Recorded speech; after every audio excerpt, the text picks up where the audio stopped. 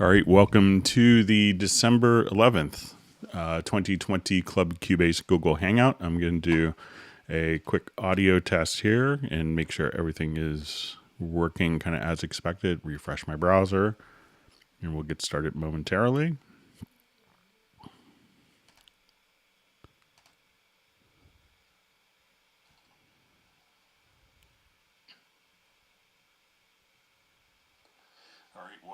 Okay, so that seems to be working as expected. My name is Greg Undo. I'll be the host for the Hangout today. So if you have not attended a Hangout before, how this works is you can submit questions in advance from to clubcubase at steinberg.de, or you could ask them in the live chat field. We'll try to go through as many questions as we possibly can. As we do this, I'm presenting from the United States. I work for Yamaha Corporation of America as kind of a Steinberg specialist. So we will, and I'm presenting from Alexandria, Virginia. So, and if you want to leave your comments in the field, like many of you, I have my family home during this time with the pandemic, so I may be interrupted. You may hear my wife working directly above me, or my son may need me for some assistance when his school is done. So we'll try to make any interruptions as minimal as possible, but I just wanted to apologize in advance for that. So, you know, how the Hangout will work, if you're watching this live, you could go ahead and ask questions. If you're watching the replay of this, you may want to skip ahead to about 8 or 10 minutes. As people get logged into the Hangout.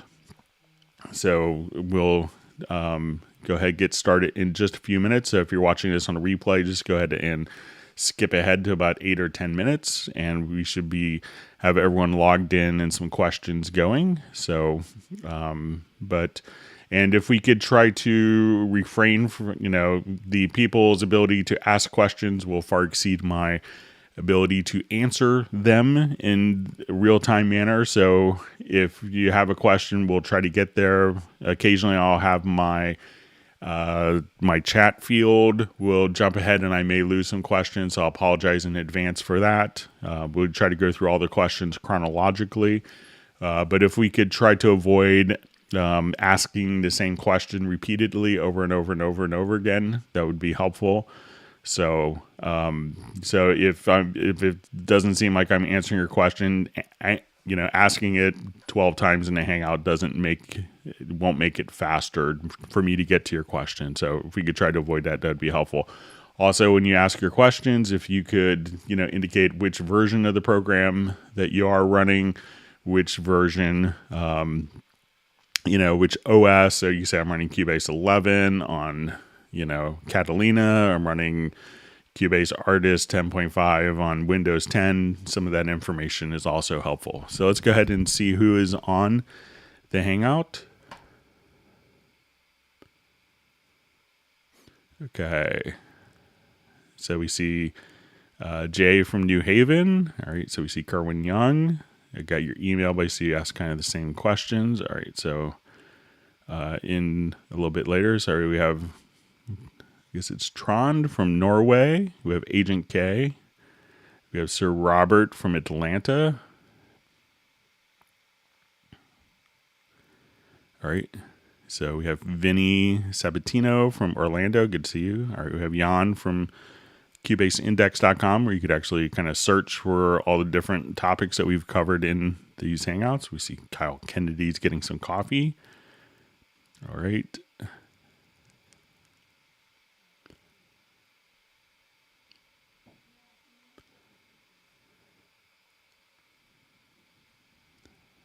Okay, so we see John Costigan from Kenosha.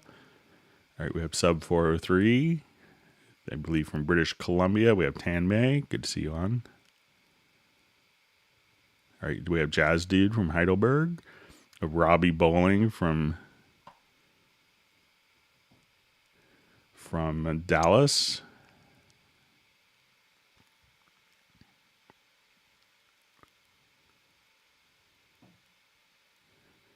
All right, so we see Rick Ballantyne. Good to see you on Hangout, Rick. All right, we have Tim from Mission Viejo.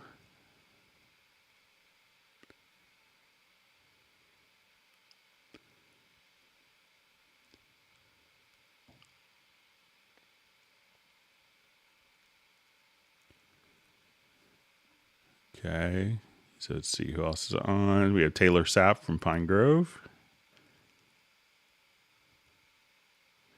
All right, so we have Massimo from Bologna, Italy. All right, good to see Walter Blackledge from Club Cubase in St. Louis.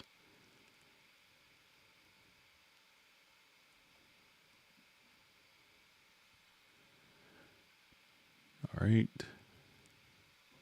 We have Raphael from Austria. We have DJ Zorro from UK. All right, we have Norway, Colombia. All right, so we have Peter from London. All right, we have James from Las Vegas.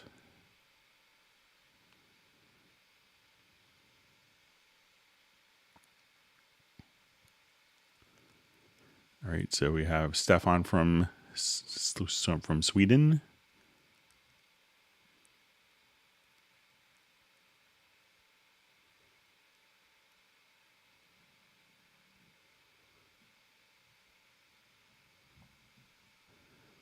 All right, so we have Peter from Vermont.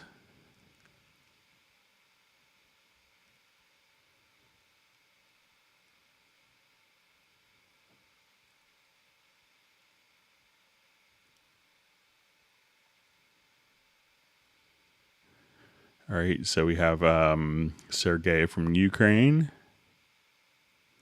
All right, so we have Peter from Vermont still using Cubase 6.5. All right, we'll wait just another minute and we'll go ahead and get started.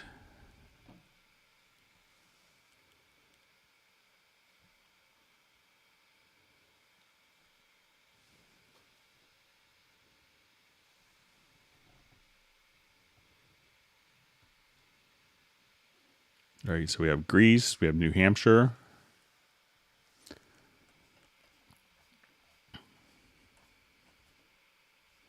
Okay, so let's go ahead and get started. All right, so we have Jay beat Ace for the first question of the Hangout today. It's usually kind of competitive beforehand.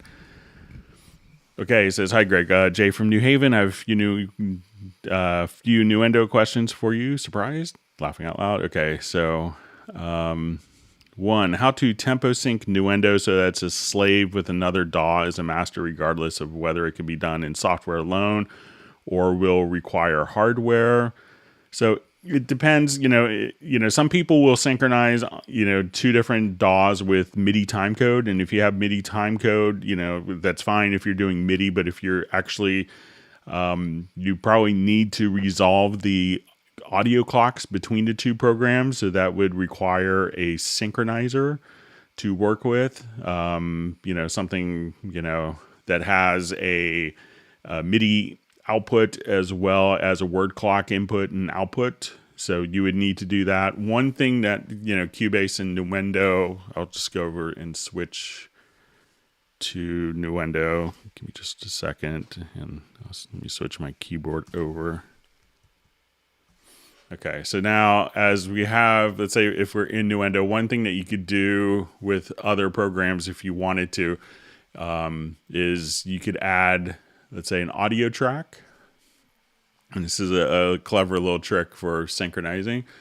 You could go directly to the Inserts tab. And at this point, under Tools, you'll see a SMPTE Generator plugin. So you could bust this audio track out to like an audio output. And at that point, feed SMPTE timecode out of a dedicated output from that device into a sync box. So you could have Nuendo be the master. So, and that's what your SMPTE timecode sounds like. Sorry to wake everyone up. All right. So, but yes, as you just kind of come here, that would generate timecode that you could bus out to a dedicated output, but you would probably need hardware to get the audio clocks between the two programs. So, and you need a sync box that will take not only just, it's going to have to be able to output MIDI to the computer and like a clock, and that could be a word clock via digital I/O or like a BNC word clock, so that the clocks between the two computers are synchronized. So that's probably the easiest way. Some DAWs can slave to via rewire. It's kind of older technology, but if basically. So it's hard to do in software alone unless it's the other program's going to be like a rewire. One could be the following computer, like the following program, and one could be kind of the master, and the other could follow that and synchronize to that. But for most scenarios, you will need hardware to do it correctly. All right. So question. All right. So can Dolby Atmos and Nuendo encode live sound out? How do I take Dolby encoded live sound to consumer Atmos ready receiver to test audio? Thank you for your patience. So I think you still need to encode it to, kind of basically taking the ADM files that are exported and still is going to need to be encoded. I think it goes into like an AC4 file that could be decoded through an Atmos compatible thing. So some people will I think there's some audio receivers that will have multiple analog inputs, and so if you have a receiver with 12 analog inputs, that you could take your, audio signal out of one computer and, basically patch it analog to listen to it in the different like more consumer environments, but it's going to have to be encoded, and that's basically, I think it could be a hardware box. So it could be a little problematic just to automatically have it, to check the encoding on a typical consumer format.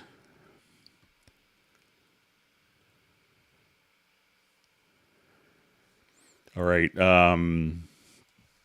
So hi, Greg. Question. Hi, Greg. Can you please demonstrate some Nuendo exclusive features in details? For example, Dolby Atmos workflow and Netflix metering. So, we just came out with, Nuendo 11 this past week. So we'll show you some of the things that Nuendo 11 offers that aren't typically available in Cubase. So if you're working with game audio and you're doing stuff with Audio Kinetics Wise, which is a game audio middleware that many software titles use, at that point you could go to your game Audio Connect and have kind of bi-directional communications through game Audio Connect. There's also going to be dedicated ADR functionality. So if you wanted to just go to, let's say, a particular scene here, so we could have kind of all of the edit decision list with different text and have these set up as cycle markers. So if we wanted to do dialogue replacement, we can embed the dialogue into the video and have our streamers. So if we wanted to just do re-recording of dialogue. Oh, what have you got to lose? Yeah, you mean besides my dignity? She wouldn't be into someone like me. What? And then let's say they nailed that take and you want to now just go to another one. So you could rehearse. Byron. James. And now you could just, okay, let's record on that. Byron. James. And then you could review. Clearly she is. Byron. James. So, if you need to go back and do ADR functionality, Nuendo really excels at that. Sometimes if you have a field recording, so let's say... So, how are you going to ask it? If we're directly here, we could say, and let's say our microphone that we used didn't catch up all the voices, or we needed to replace from a different microphone source, as the actor turned their head, there will be dedicated field recorder import. So as we kind of work with this, you could, take different tracks from different field recorders that, match up the timestamps. There's going to be a lot of different types of, processing for sound design with particular plugins. So if you wanted to, have a randomizer plugin, so what this could do is if you have like one footstep sound and you didn't want to repeat the same sound over and over and over again, you could select one footstep sound. And, if you've copied it, the same sound effect to 40 different areas, that you're able to select them all and do subtle variations. So it's not the same footstep sound. There's also like Doppler sound effects, so those things. As we get into more of, some of the rendering, you could look at your supervision plugin. So as we want to look at your supervision, you could actually just say, I want it to see a couple of additional functions. So there's going to be, like, as we play back, The formal courtship. Hello, my dear. you have your LEQ meters, which will be more kind of set up for, Darling, take me. determining loudness for commercials or for doing trailers. You have, in conjunction with Fraunhofer, we did a particular meter for intelligibility. And so for your dialogue, you want kind of the dialogue meter to be kind of in this region as opposed to down here. So this could actually tie you in directly I to don't think either of those give you an things work. idea. And the Netflix metering will be very similar, I think, to like, a loudness unit meter. But what this is going to allow you to do is to have an additional She dialogue came for dinner last week. level as well. So you're always kind of cognizant of that. So, and those are like very essential for, creating content for Netflix. And, now there's going to be, the Dolby Atmos support. So if I wanted to, let's go directly to, and if you're not familiar with Dolby Atmos, this is going to allow you to do not just typical surround where you have 3 speakers in the front and 2 in the back and an LFE or subwoofer, but this allows you to have speakers on the sides and also speakers for height.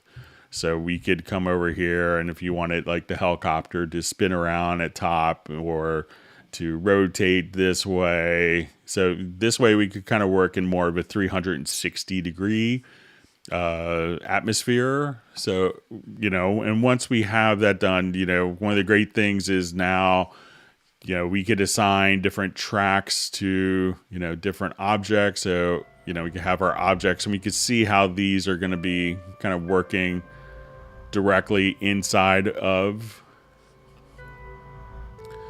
when we go to, let's say, our VST, our rendering for Atmos, but now we could also just kind of do all of the rendering built directly in. So if we go to our ADM authoring, at this point we could say, okay, I could take all of these moves, and Atmos could be kind of a scalable format. So if you're doing like theatrical work, what it's going to do is as you kind of go, let's say from, front to back, there could be different numbers of speakers at the top.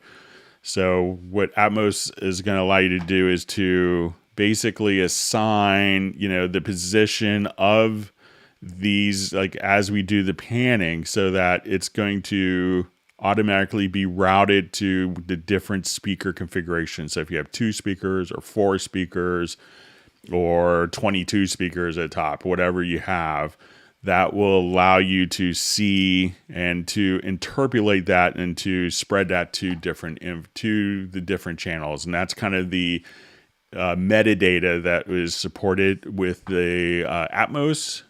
So when we come directly over here, we could just say, okay, I want to take this particular, we could assign different beds, and instead of having to use a hardware or third-party software, you could actually just use the renderer for Dolby Atmos, which is included with Nuendo 11, and then just be able to export the ADM for delivery just that easily. So those are some of the, Nuendo 11 kind of, just a touch on some of the Nuendo 11 exclusive functionalities that aren't found in Cubase. So we just exit out of Nuendo here. All right, so let's go back. So hopefully that was helpful.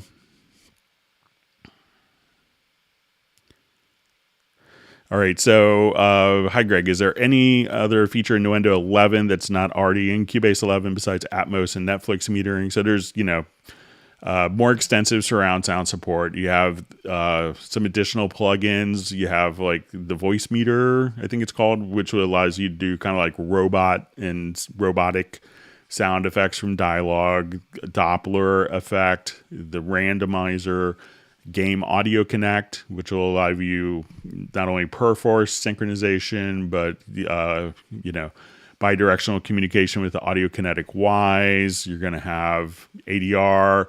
You're going to have reconforming, field recorder import, automatic video cut detection. So those are some of the things that are exclusive to Nuendo and not in Cubase as well. Okay. All right, so a question. I recently upgraded to Nuendo 11 as well, having resizing issues with contact, Gil-Foss EQ and waves, and score editor crashes on note input. I'm on an i9 Asus. So I don't have any. So with the plugins, you can. I'll just go ahead and open up Nuendo 11 one more time here.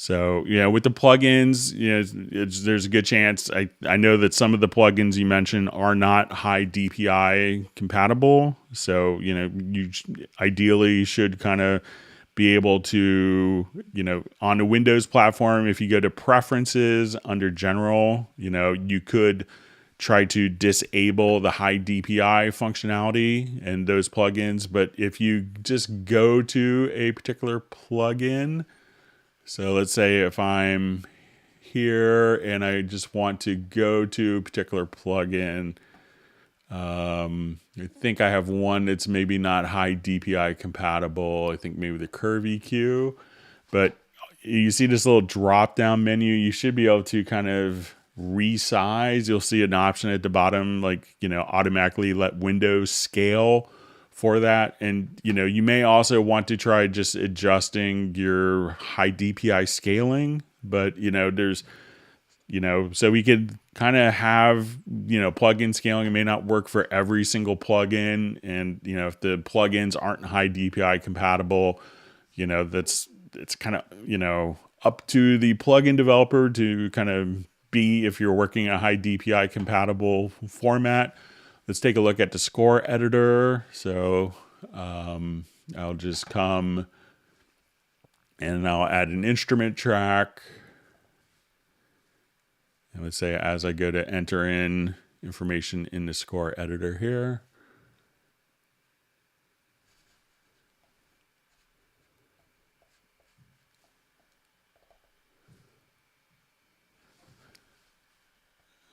So let's go directly to our score editor. And as I just start to enter in notes, let's say, okay, I'll just. So no issues kind of entering in, notes in the score editor. So sometimes, some of the stuff, I would make sure if it's a new system, check to make sure that you have like the latest video display drivers. Some of those could be like video display driver, and see also, if you go to the preferences and on the Windows platform, you could just choose to, under general, you could enable high DPI. It's not on the Mac. So, but that's some of the things that you could try with that, Kerwin. Okay. All right, so let's move on. Thanks for all the great questions.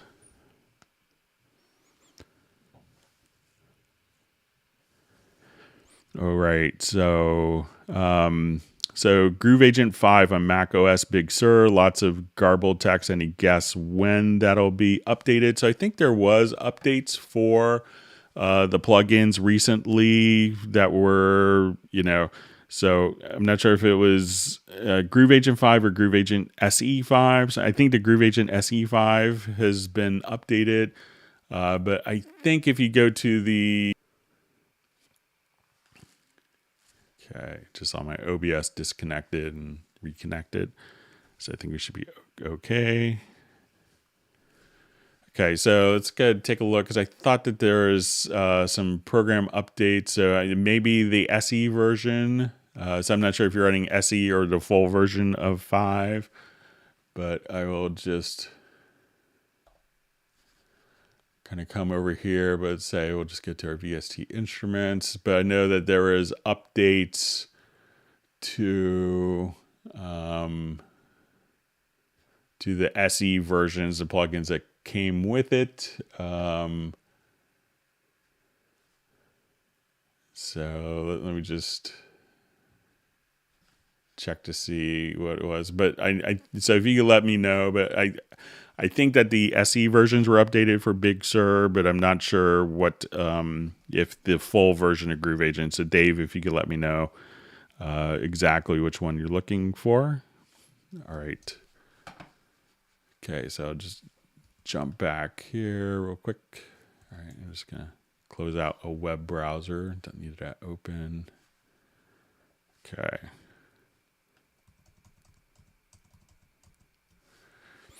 Okay, so question from John Costigan. Hello, Greg. Greetings from Kenosha, Cubasers. I have a few questions. Today in Cubase 10.52 Pro Windows 10, the keystroke for opening Score Editor and Nudge R is the same. Which should I reassign? So generally, it's the it's Control R or Command R for the Score Editor.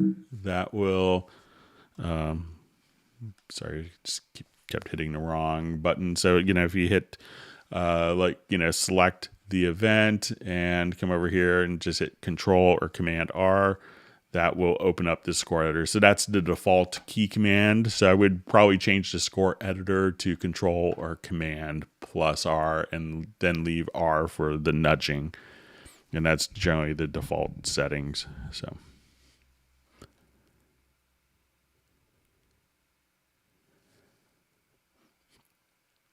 Okay, so a question from Sub403. Hi, Greg. Happy Friday.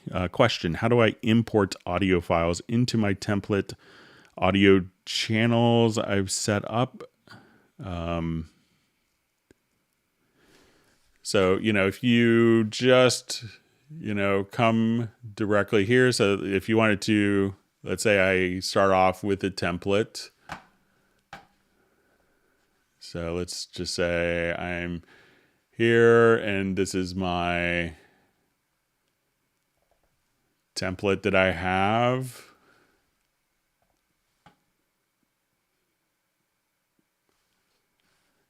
So let's say we have a template. You could, if you wanted to import files, you could go to any audio file in your system and, drag and drop directly to it. Let's say if I have this selected, and I want to import audio file, I will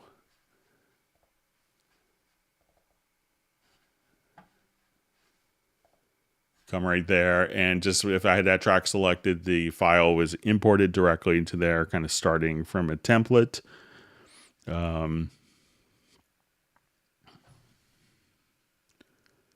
Just making sure. So, all right. So I think that's probably answers the question. I just want to make sure I didn't miss anything.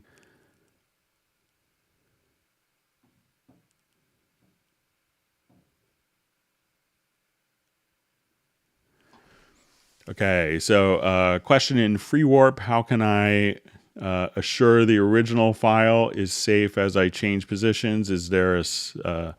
So, as you kind of go directly into Free Warp, the original file will always kind of be intact. And as we do, different kind of free warping.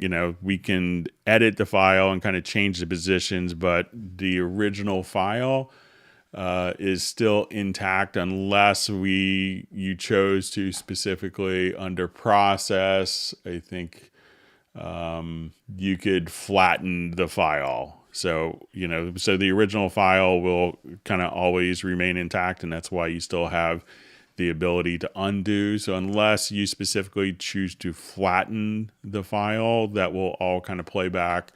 So you don't have to worry about that. So question, is there a small adapter to connect my SPDIF lines to my Lexicon Reverb, to my Apollo, optical into RCA to Toslink? So there are little adapters. I think Hosa makes one that will do. I think M Audio used to make one. I'm not sure if that's still in the market, but I think there's a Hosa, and there's a number of probably even if you go to Amazon, you could get one that's like really cheap. Like I just got for kind of like my music listening environment. In my house, like in my living room, I didn't want a receiver, and my wife didn't want a receiver in the house, in that room, just for kind of aesthetic purposes. So I had like an Amazon Fire TV stick, and I kind of play my music through that. And what I did was I just took kind of into powered speakers, and I got for I think it was $12, just a little box that would take even HDMI and extract an optical, the audio out from an optical data stream digitally. So there's a number of boxes. So I think if you get it from an audio place, it may be like, $40-50 or something like that. But you could probably get a little adapter on Amazon and be able to kind of go back and forth and convert between Toslink and regular kind of SPDIF digital. So it's a pretty common thing to have. All right, question from Rick Valentine. Hi, Greg. I'm building a 64-core enterprise server machine next year, and was wondering if there's any compatibility issue charts for things I need to steer clear of with Cubase. With Cubase 10, it used to be that we could do up to 14 cores. And beyond that, which is, a couple of users that were, going beyond 14 cores, we updated the audio engine in 10 to go beyond 14 cores. So I don't think that you will have any issues in Cubase. We'll be able to kind of utilize all of the cores. Now, maybe not all the plugins that people use. We'll be able to kind of scale across multiple cores, but, depending how your template is set up, you could, like have your sampler, like many samplers, I don't think, utilize multiple cores, but if, on a single instance, but if you have multiple instances, you could do that. But, check with, I assume that you're probably getting it done with a, if you're getting kind of a system like this, it may be done through someone that's doing audio PC configuration. So you could kind of maybe check with them and get some research. I know like the guys at PC Audio Labs, I've been in communication with them. Chris Ludwig, who used to be with ADK, and the name of his new company is kind of escaping me. He also does a lot of work in, building kind of custom audio PCs. And those guys are kind of always, really doing research kind of on the, systems that are kind of on the edge of, technology bleed, on the bleeding edge there. So you could check with, your builder as well. So, but nothing that really kind of jumps to mind. All right, so it's a musical mode key command using Project Logical Editor for selected audio file imported from Finder or other organizer app because it doesn't automatically turn it on. Feature request.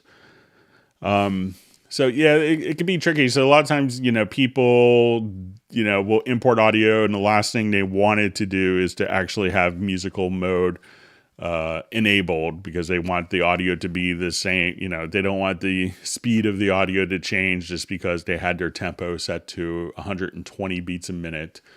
But let's take a look if we could let's say if I have these two files here, and I wanted them to be in musical mode. Let's see if we could do it through, I'm not sure if we could do it through a project logical editor preset, but let's say media is equal to audio, and let's say track operation, time domain, set it to musical.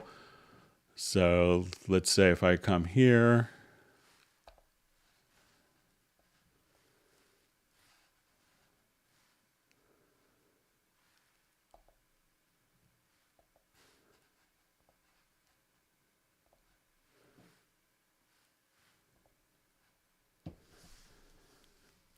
so let me just say, let me just say property is set to event is selected.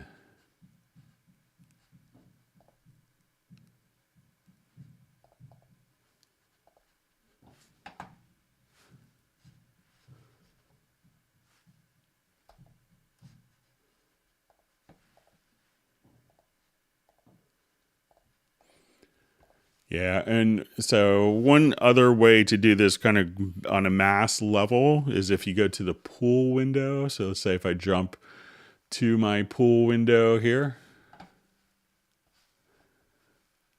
you could select, all of your tracks here and just be able to put it into musical mode with just kind of one click. So that's one way of doing it, but, I'll pass it along for suggestion to like make that a bit easier. Okay.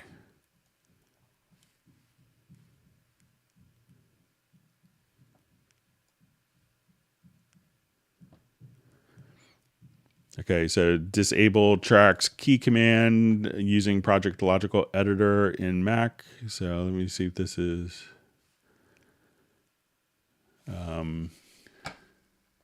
So I think I'll just test again here.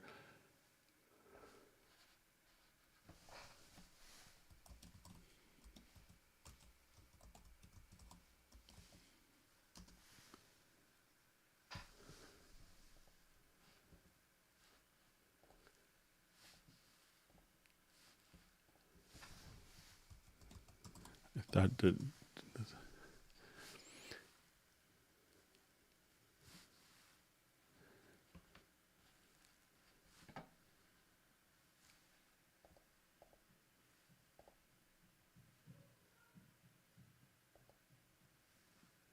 Okay, so if you go to audio to disable enable track. So I'll just come here and I'll just assign a keyboard shortcut to it.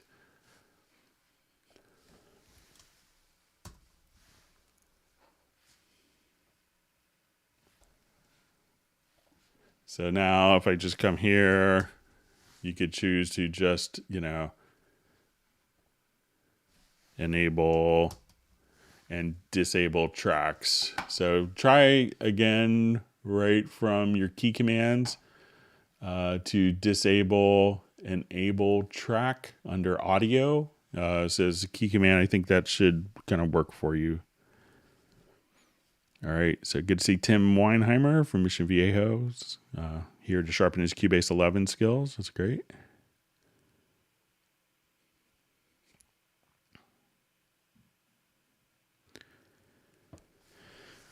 All right, so question from Taylor Sapp. What's the difference between an upward compressor like Squasher and a multiband limiter?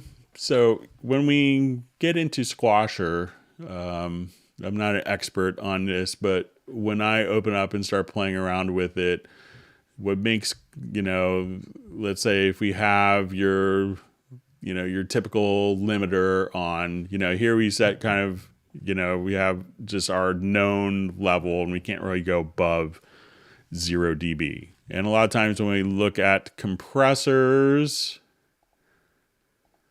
like if we have, without any dynamics control, we can't necessarily make this, we could say at this threshold, assign that point. But when we go to Squasher, what kind of makes Squasher a bit more unique is that as we kind of start with one of the bands,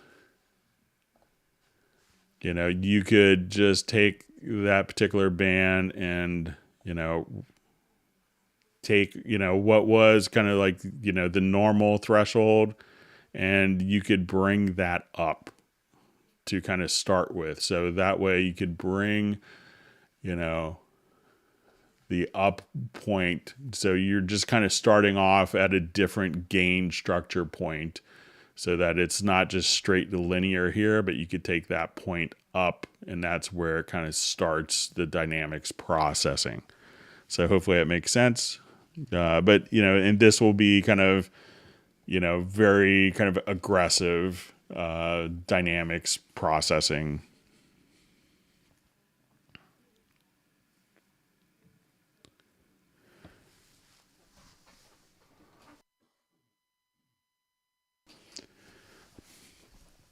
All right, so question. Hi, Greg from Bologna, Italy. So I hope I said that correctly.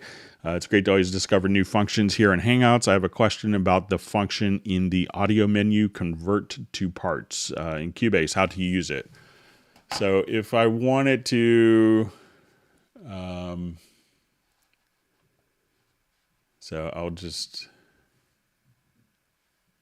So there's two different ways that audio could work. You could have it in a part editor or a actual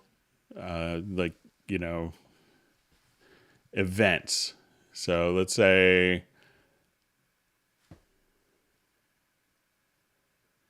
all right, so I'll just do, let's say, new project just to show this.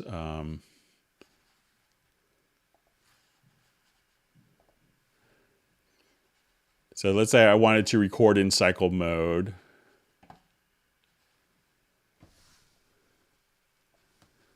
All right, so I'll just put this on like a one measure loop quickly here.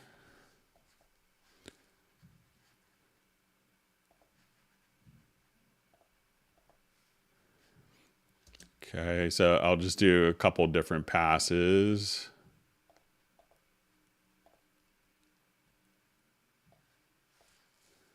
Okay, so there's two different editors as well. So let's say if I wanted to look at this part, so generally, we could go into our sample editor, which a lot of us are familiar with. But if we wanted to come here, we could say events to part. And now we often can now see this would launch the part editor. So here is kind of a larger view of all of our different events. So within the part editor, you could have kind of just different volume. You could also just kind of, come over here and do comping. So it's not a widely used aspect. If you take let's say if we have a drum loop, and our way to kind of show this is,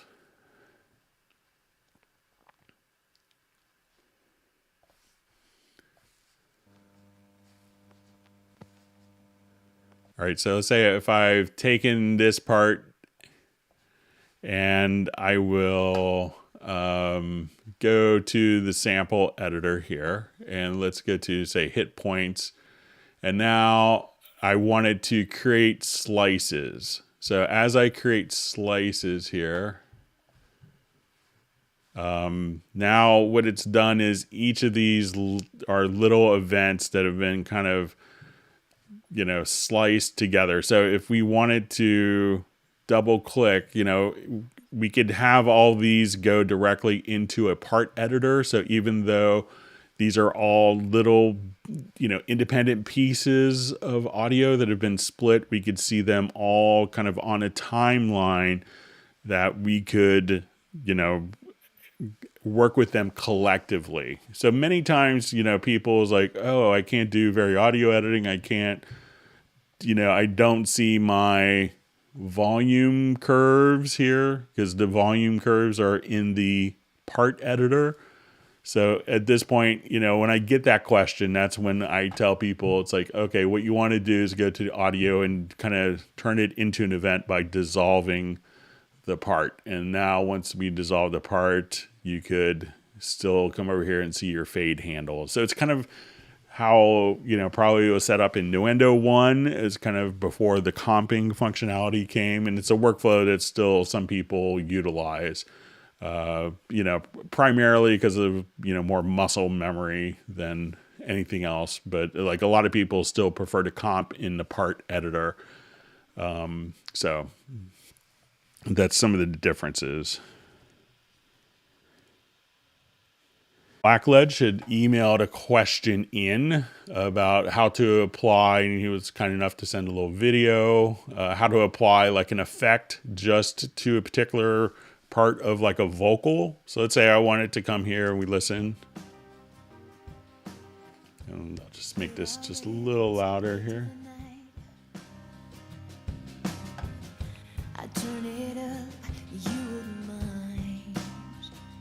So let's say I wanted to put just a little delay at the end of a little vocal phrase. All right, so let's say where she's.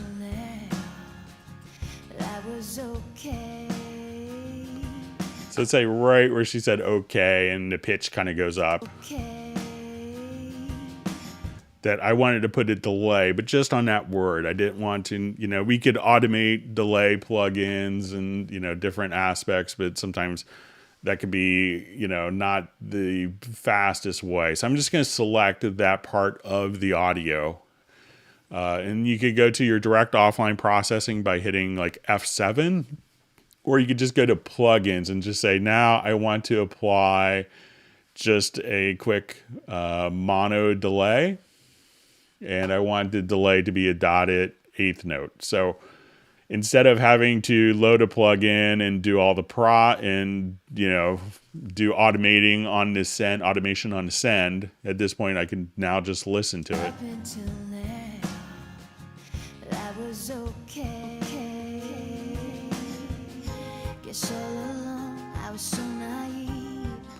So what you could do if you wanted to just put an effect just on like one word or one little part, you could just select it, go to your audio and select plugins. And at that point, just apply the plugin. So you say, you know, I want to take this one word and, you know, let's say there's a, you know, you want to get played on the radio. I'll just adjust my snap. And I want to take just this one word, and maybe it's not broadcast friendly, we'll say. I could just come right over here and we could just go to processes, and I'll just say, I just wanted to, you know, reverse that one particular word. So as we listen to it.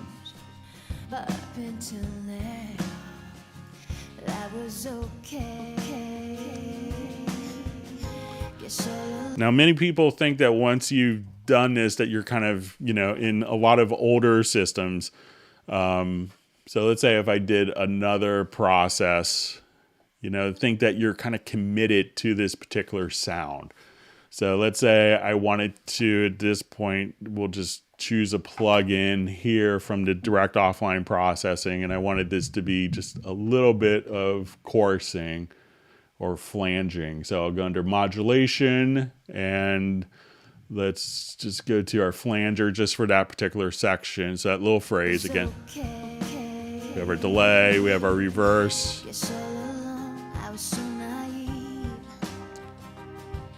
So we have our flanging.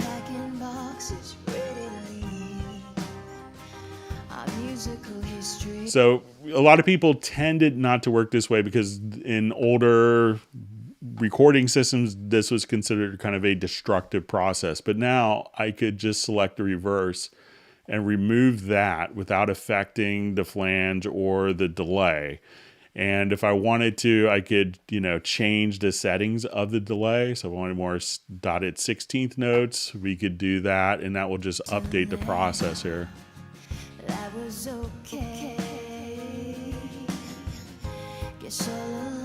So, but you could always go back even after saving your project and just come right over here and delete and modify these.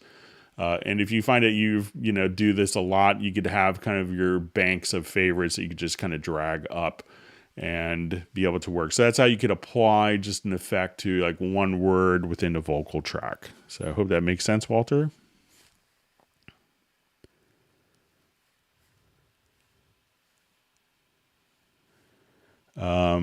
So we have a question. I just want to ask if there's any free VST plugins for Cubase 5. Thank you. So I'm sure there's lots of free VST plugins available, but it's almost 2021. You should update to, Cubase 11. So that'd be a great thing to do. All right.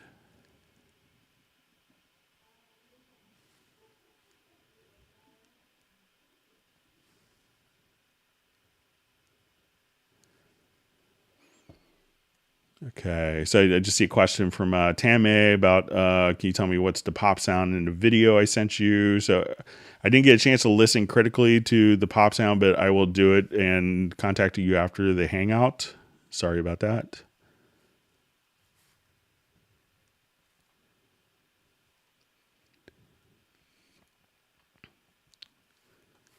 All right, just going through some more questions here. Okay, so we have a question from Tanmay. Sorry, my timeline just jumped on me. Bear with me.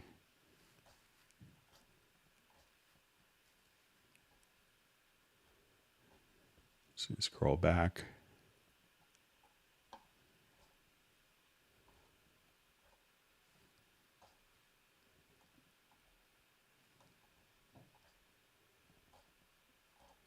I see I have lots of questions in my future. Okay. I think I found my place. Sorry about that.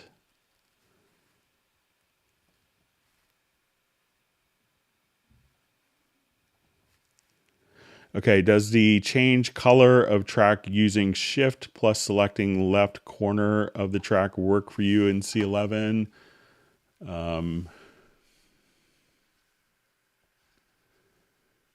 So let's say if I come here, I'm not sure if you're doing it from like the track color. So that's kind of working as expected. You could also, a lot of people don't know that you could change the colors directly from here. So yeah, but that's working. But if that doesn't work, you probably don't have too much farther to go to just go to the inspector where you see the little arrow. So yeah, the shift there is kind of working as expected.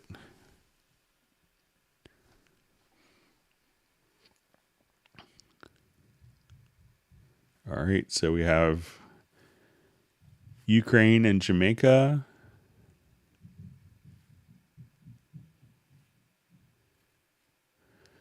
Okay, so I see Greg in Cubase 11 on Win 10 is the zoom to event key bugged, Shift E, or don't I understand how it works? So let's give it a shot. So let's say if I come here, I'll just check the key command. This one I usually don't utilize. Let me just see what Shift E. Zoom to event. So let me just.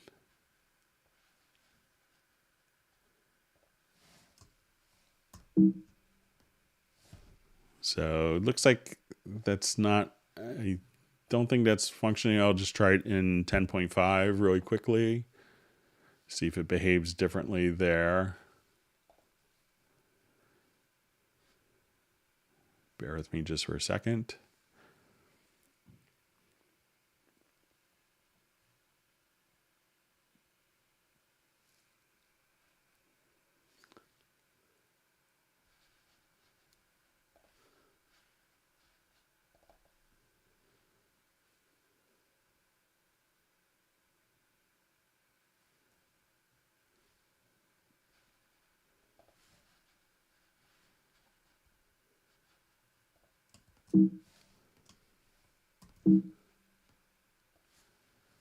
All right, so it looks,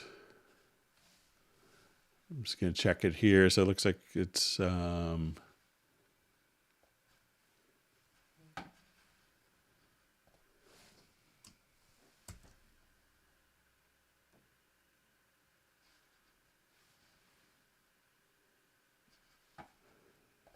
So I could do some more research on that, but it looks like it's behaving kind of the same way. So I usually don't utilize that particular one. So let me just.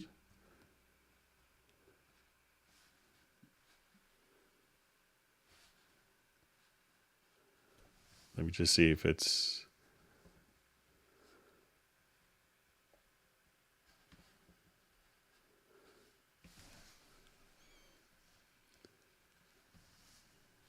All right, so if you hit Shift S, so let's go to the edit menu to zoom.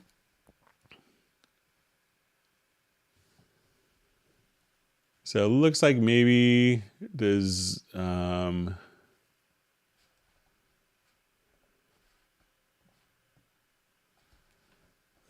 like the function isn't like, it looks kind of like when we do this at the zoom to event. So let me see if that is maybe not to an audio file, but to something else.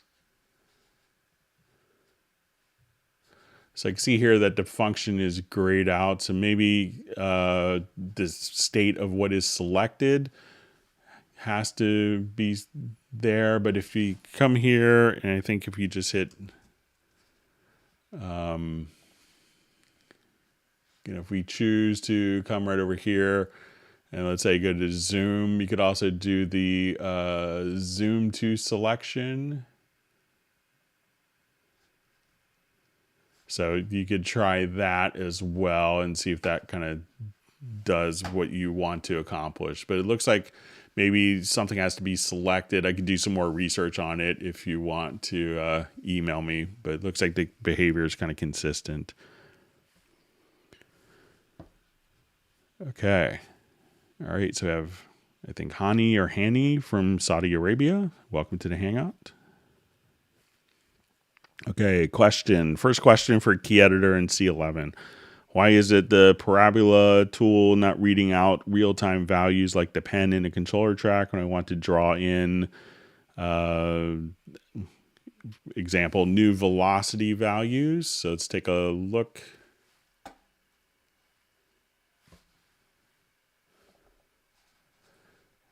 Okay.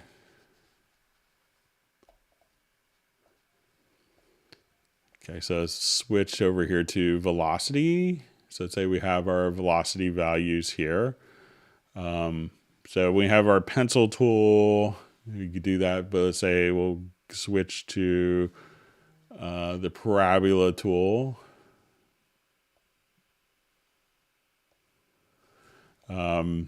Yeah, so it doesn't indicate that. I could pass that along. I can see where most people would just kind of be able to kind of draw velocities in, and it's nice to see the value there. So I'll make a point and bring that to their attention. But since it is changing, multiple values, let's say if I switch it to like the line tool, and since these are for multiple events as opposed to kind of like a single event is really the intention of it. I mean, you could edit just one particular event if you wanted to, but I think since the intention often of using these tools is to do multiple, that it may not show that, but I'll bring that to the attention of the team in Hamburg as well. But I can see why, instead of seeing like all the velocity values for every note for multiple events, that could be tricky to implement.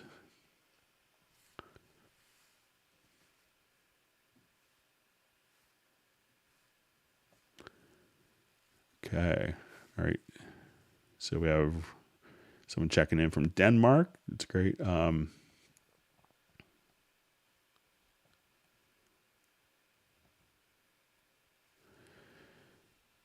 Okay, so one question, as I mentioned earlier, I have issues with the accuracy of the automation. I had a discussion with a plugin company, and he told me the Cubase can't handle sample accurate automation. So let's go ahead and go down to, let's say, the sample level here.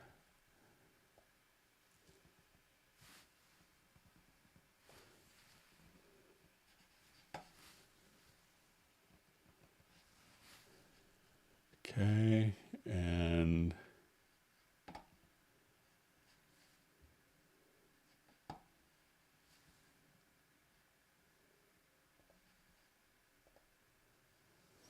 so let's say if I just wanted to do a volume on that.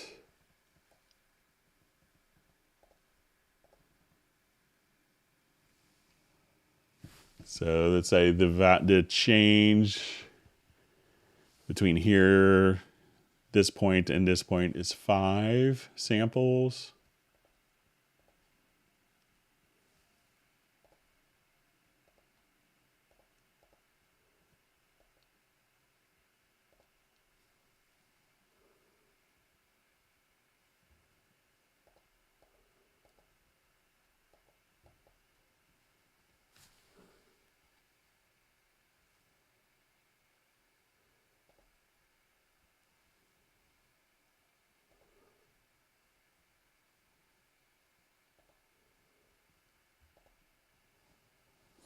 So it looks like it's kind of, able to do kind of the sample accurate. I could check it with, with a plugin parameter to see if it's actually plays back. But let's say if I just check my fader on this particular track as we,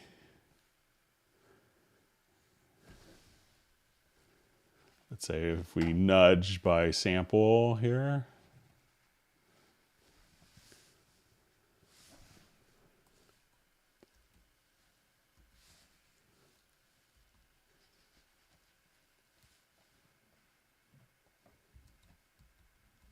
So it looks like it's able to kind of draw it in, but I could do some more research on it.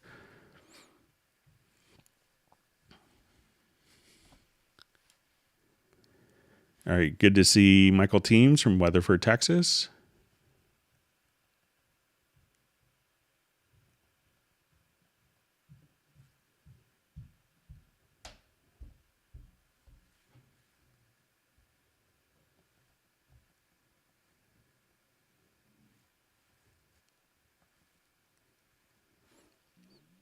Okay, so Michael Tame, or Tame, I'm sorry, Tame Mandel. What does the select controllers and indicate transpositions do in the key editor? So this time you kind of shared where to find it, so thanks for that. Okay, so we'll just select part here and let's make the key editor.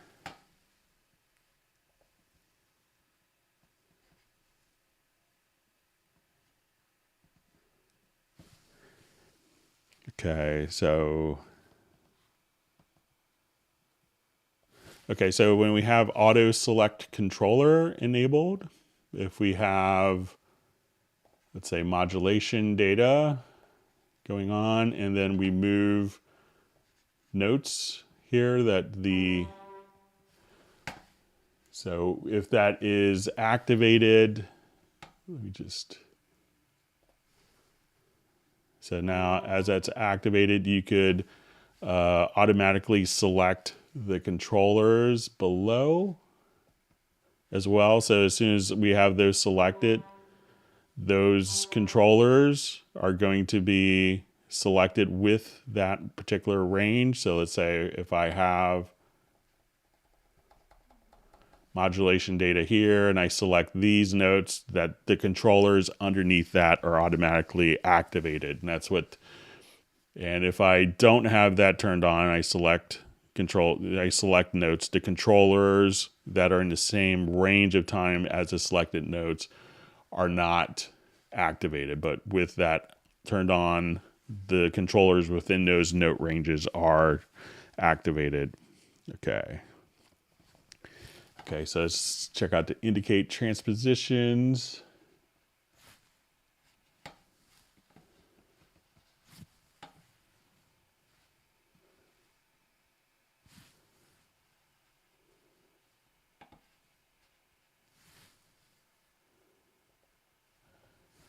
Okay, so let's say I'm going to try just to transpose this and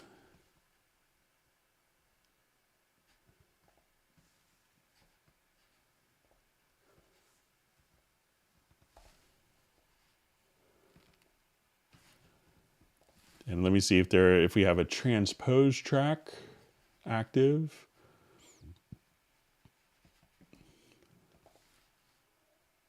And didn't like that. Sorry about that.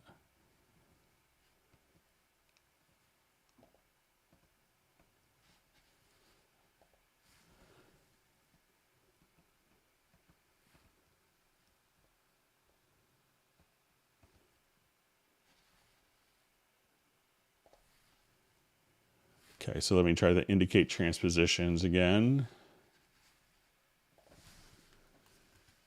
Reset my audio interface.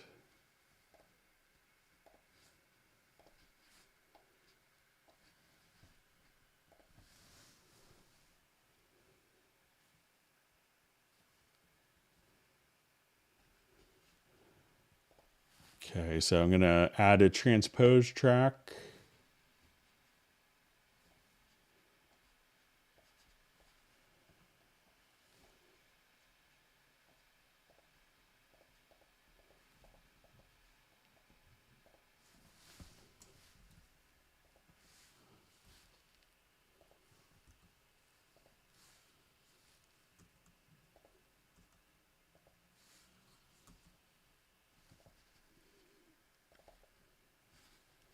Okay, so let me indicate transpositions here.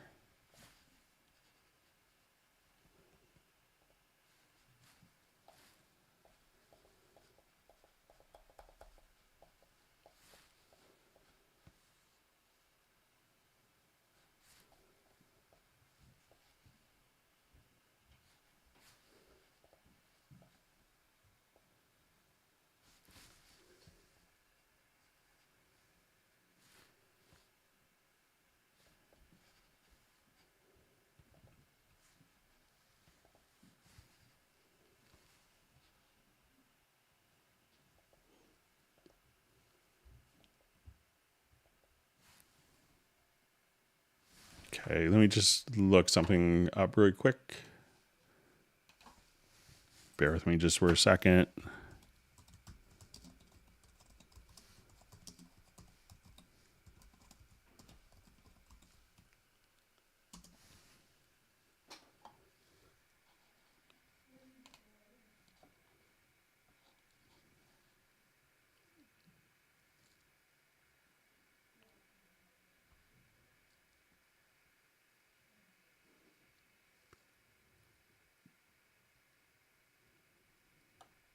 Okay, just checking some documentation real quick.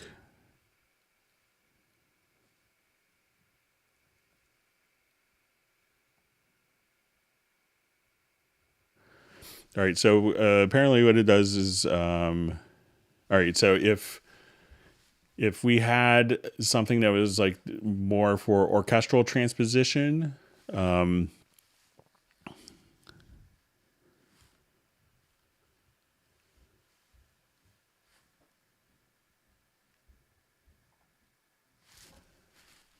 okay, so let me just see if I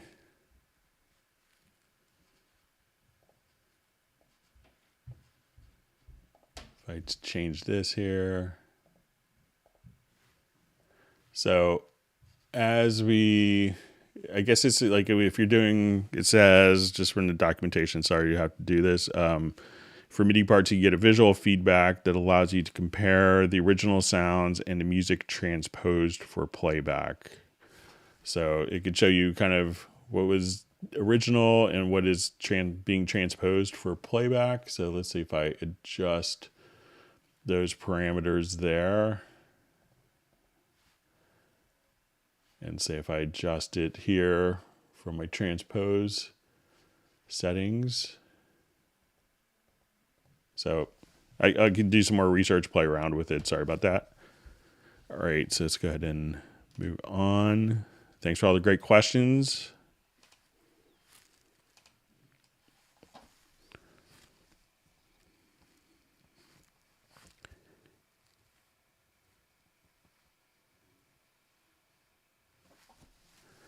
Okay, so we see have got 2 private plugins made as a combination of several instruments from an enthusiastic musician, but Cubase does not let me run them and gives error message every time I try to add them via add track.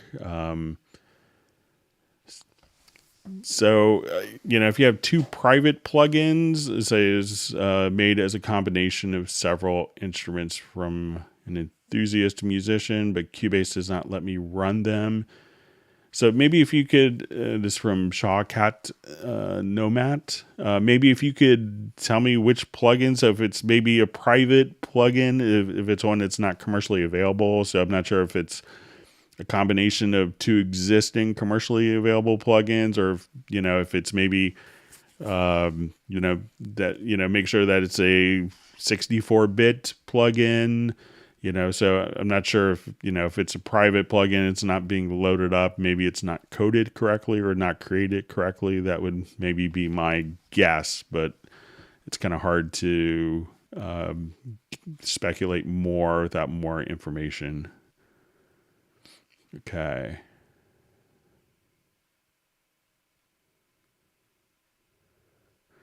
So what is my MacBook Pro model number, year? It seems powerful to run Cubase and Nuendo at the same time. So it's an i9 with 32 gigs of RAM. When we do I work at Yamaha Corporation of America, which is the U.S. distributor. Of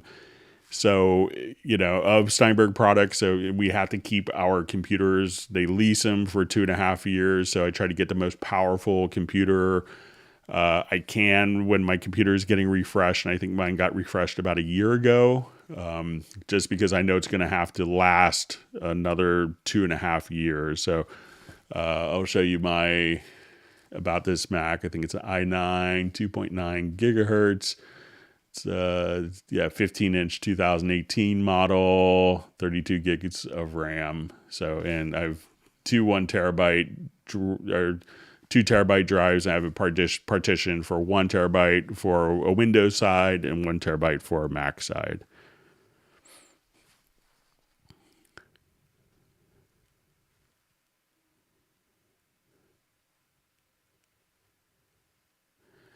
Okay, question from Nick Keller. Hey, Greg, can you comment on core speed versus number of cores when building a Cubase workstation on PC? What's most important? I read that Cubase tends to top out at 14 cores and core speed is key. So,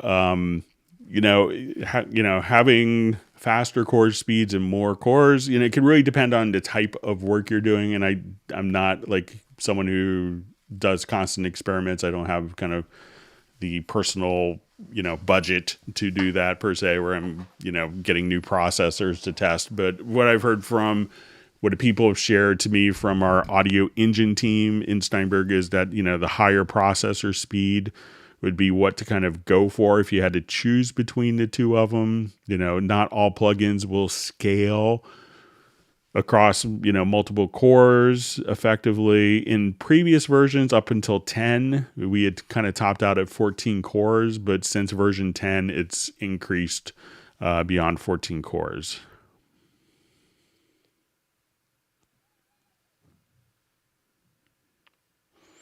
Okay, I just see Gareth K Music says, "Hi Greg, if you're up for it, sir, more bass required soon." So yeah, I'd love to. So send me tracks. I got a new Ampeg preamp, so I'd like to give it a shot. So it'd be great to see it from you, Gareth. Hope you're doing well. And good to see you on a Hangout.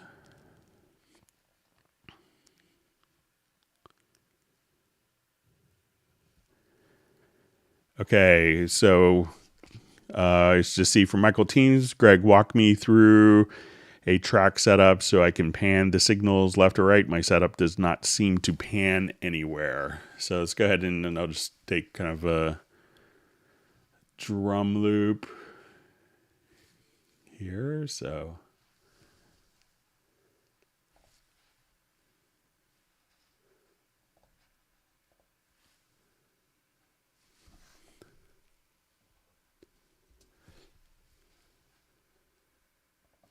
okay, I'm just going to check my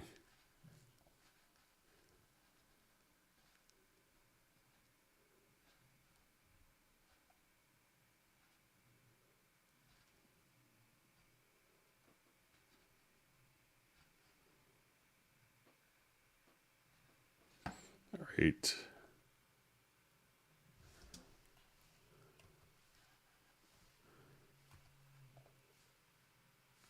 Sorry, I have my...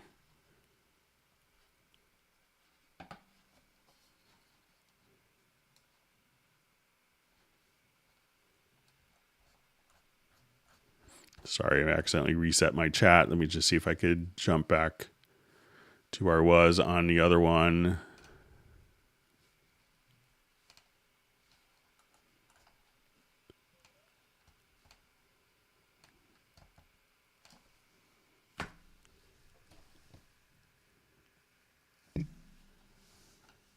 Okay. Sorry, I may have lost a bunch of questions. But so I think so. I'll start with Michael Teams. Sorry. So I'm going to start from the. All right. So let me just have my computer on the right key here. Give me just a second. So let's check the panning.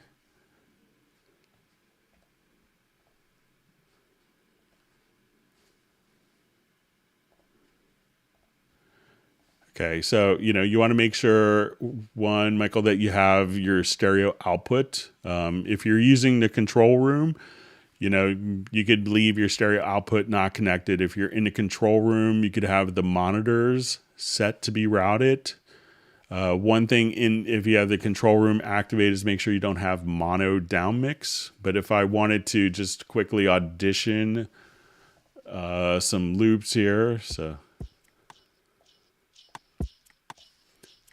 say I want to take this loop and let's go ahead and just solo it.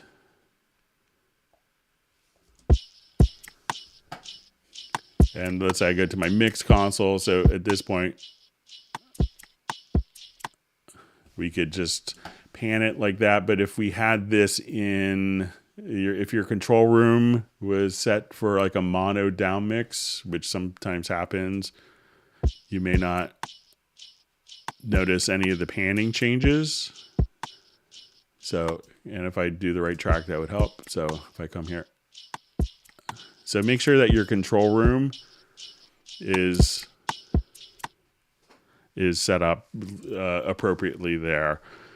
All right, so I did lose a bunch of questions. I accidentally kind of refreshed my browser window, so I apologize for that. So if people had asked questions earlier, want to go back, I won't mind if you ask the same question because I know.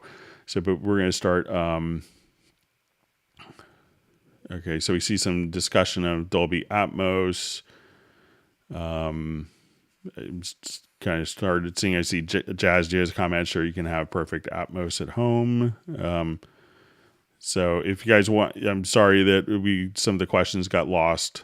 So, but if you guys want to retype in questions that I didn't get to yet, please feel free to, and I'll kind of wade through any duplicates.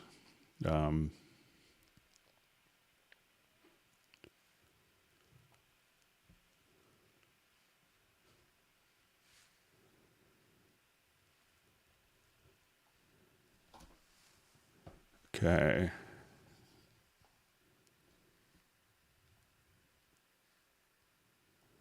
Okay.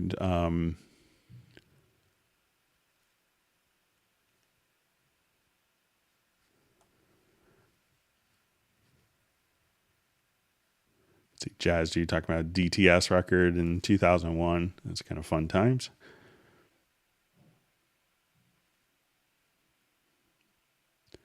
Okay, so a lot of discussion on Atmos and surround.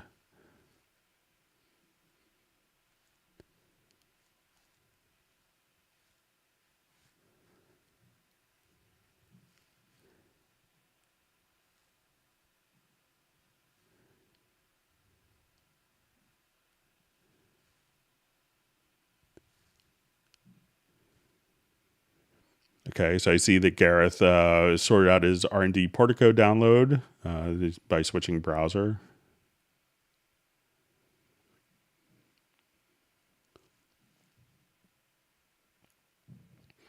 Just seeing some an interesting comment from Jazz Dude. It says when Dolby Digital and DTS 5.1 appeared in '96, no one knew how to mix it. So yeah, it's And 24 years later, 25 years later, it's kind of still the same way. So I just had a discussion with Elliot Shiner about that. And he was like one of the great ones. Okay, of surround mixing.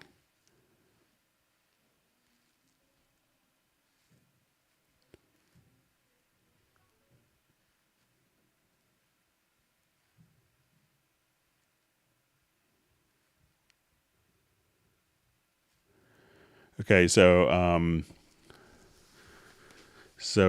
just see a question from Basa Roches. I like that name as a bassist. I think I have a version of Voice Designer on 2.5-inch disc from way back when Steinberg. Please put that into Cubase along with some of the others like Doppler and maybe Pitch Driver. So I think that Voice Designer plugin is different than what's currently in Nuendo. So, that was the plugin was originally called, I think, Ultravox. It kind of switched names a couple of times. But it's kind of a different functionality than that generation of the Voice Designer.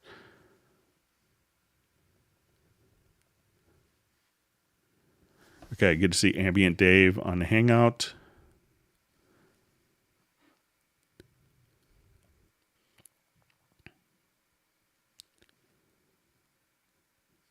Okay, going through comments. Again, sorry I lost a bunch of questions.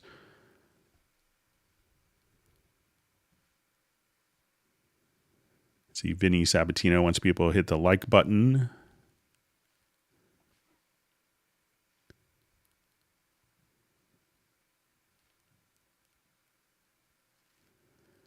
Okay, so a question. Hi, Greg. How to keep selected editor when select other MIDI clip and go back? It's changed to key editor. So let's see. How to keep selected editor when select other MIDI clip and go back to change key editor. So I think maybe what this is, I will open up a project here quickly.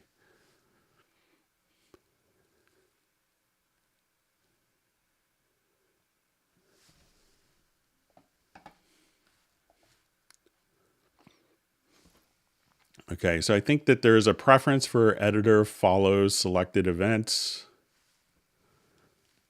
So let me just open up this project.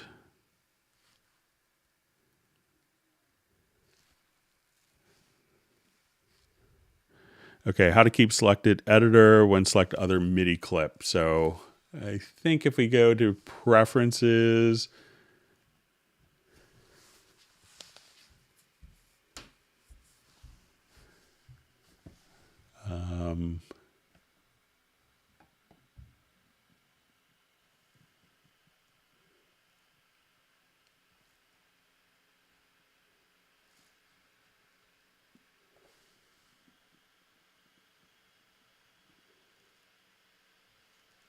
or maybe in the editors.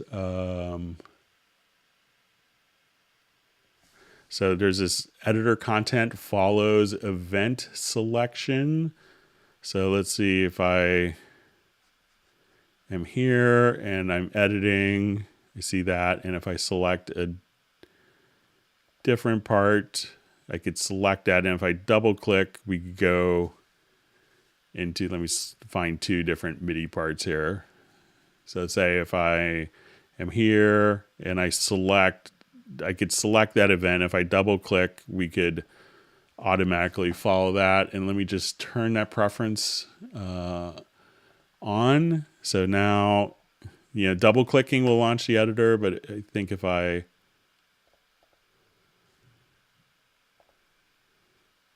so as soon as I select the event now, the editor will switch without double clicking. And if you go to preferences, editors, so now I could, double click to launch an editor and I could select a different event for moving around and editing without affecting that. So let me know if that's what you were thinking, but try going to your preferences. Again, editors, editor content follows event selection, and see if that helps.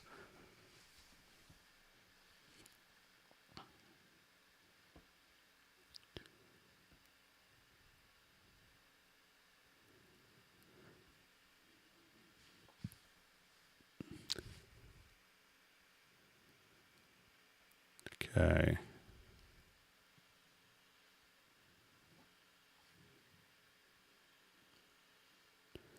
I see Jazz Dude indicating that he's on 24 threads and it works perfect. 12 plus 12 in his Horizon. So.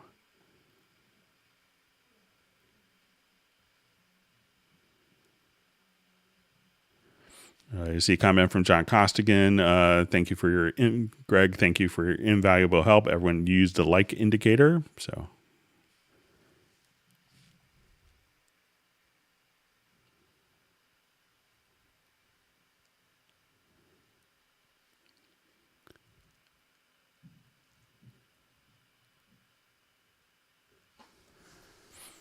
Okay, so I just see from, say, I'm frustrated with one thing in Cubase 11. It will not let me group effect sends. I read because they worry about feedback loops, but it's a real problem with delivering stems. So if you run into this, I think if you wanted to come over to this, let's take a look. Yeah, so I think that's kind of the intention, is they want to make it really hard to create an infinite feedback loop in your home studio. So let's say I wanted to go to, I'm going to add different group tracks. Okay, so I'm going to add stereo group tracks. So if you, and this is an area, and I was helping Peter Frampton out with this last week. And you know, he wanted to take like if I want to take these 3 different groups and output it to a different group, I think what we could do is, let's say as an insert, so let's say this is my reverb. I'll have a delay in this particular.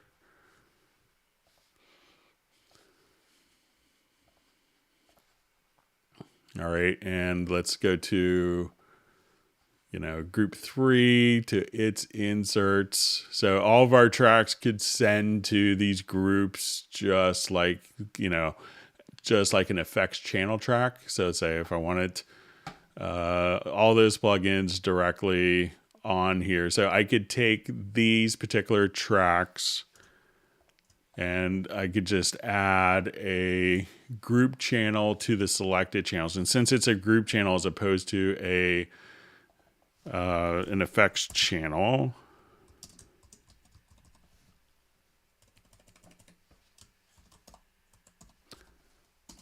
at this point, you know, each of these groups, when we go into, let's say, our mix console, is going to our effects sum bus. So if we start off with, and let's say if I wanted to add 2 effects channels,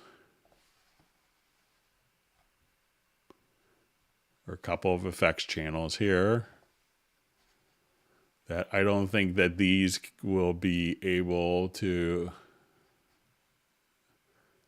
Oh, it looks like you could send it directly from there. So, but you could try also using, you know, if you're not seeing the routing being able to go. And sometimes it could be like if I added these effects ends after the group in the signal flow. So let's say if I add an effects channel here, yeah, so it looks like it's allowing you to kind of sum. So, you know, try a group channel as an insert, and then you could, you know, do internal print backs if necessary. So, you know, give that a shot.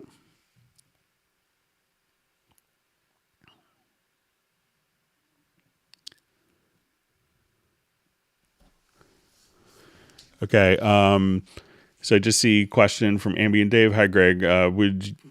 What use could I use a control room to, given I have limited inputs and outputs? Focusrite Scarlett 2.2 second generation. Thanks. You know, some of the things that you could use the control room for, even if you're just utilizing it as with 2 in, 2 out, which is kind of what I have. I have a 4 in, 2 out interface that I'm using in my demo.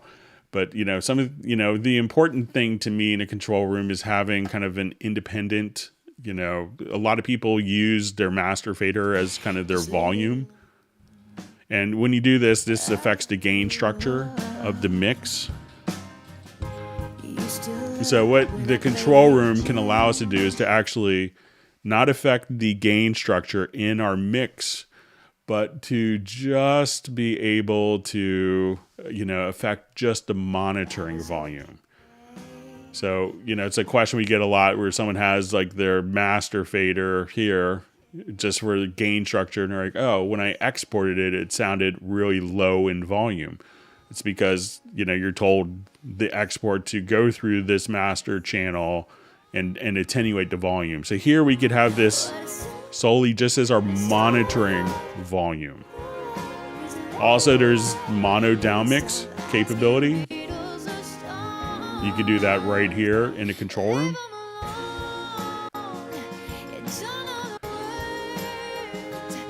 You could also have, let's say if you have something like, maybe like a room correction plugin where you don't want the room correction plugin. A lot of people put it on their master bus and they forget to disable it before exporting the file, and then their file is being processed for the room deficiencies. So here you could put like room correction plugins, or like a lot of times I have, supervision. So I could come here and just say, let's go to my control room view, and I could just have this with, or, in this, any plugin I have here is just for monitoring purposes without affecting the sound that's going to be included in the mix. Another thing that I would use control room for is for dimming. So if you come here, you could just say, I want to listen to it really low volume. You could set a known reference point. So if you go, this is as loud as I want to mix, you hold down like Alt or Option and click, and you can say, okay, I never get louder than that point. So this way you have kind of like, I want to mix it 85 dB or something really loud like that. At that point, you could have kind of like what's being listened to in clubs or theaters, and have kind of a known reference point there. One other thing that's also helpful is as you're kind of working with your different tracks is you have this little L button on different tracks. So if I wanted to listen to tracks and solo them, I could mute everything else. But maybe I want to just dim those tracks down. I could click on the L button. And as we do, like click on the L button, we could have the other tracks kind of just dim down. So I can still listen to it in context. So if I solo it, everything is muted. If I click on L, I could still kind of hear it in context of the track, and we can set the amount that dims by right here. So that's another thing that's very helpful. So even if I wanted to do that to like my reverb plugin, so if I solo the reverb, I'm going to hear like the original source. But if I click on L on my reverb return channel, that way I only hear the reverb and not the original track soloed with the reverb. So I hear what the drum reverb sounds like.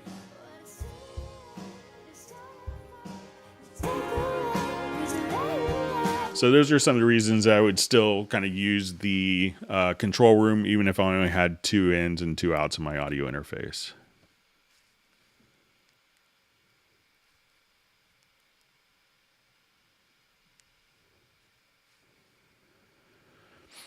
Okay, so I see kind of a further clarification on an earlier question from Sub403. So, hi, Greg. My question about importing audio into my template. Say I exported multi-audio files, track outs, and I want to import multiple files into my mixing template after mixing template audio channels.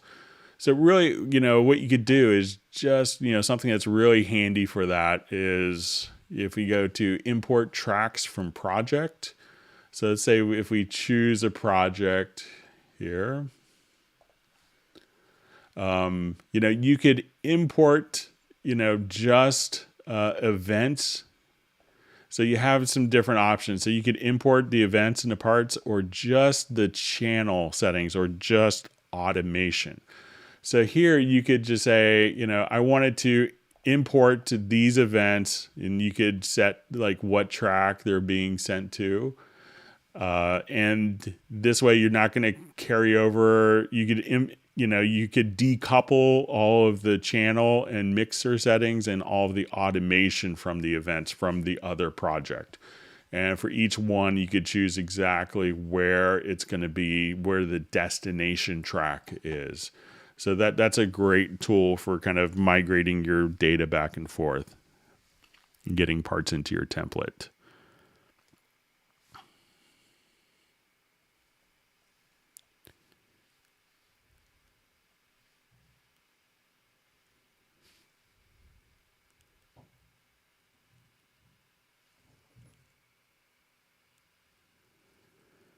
Okay, so it says we have a question. Greg, I have automation on the reverb mix on Retrolog, and when it turned off the read button, it turns off other automation as well on that track. Any ideas? Okay, so let's go ahead and I'll just do a new project here.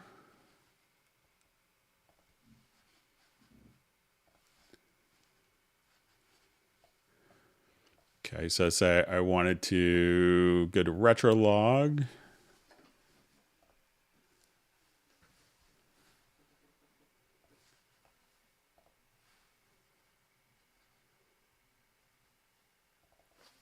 Okay, so.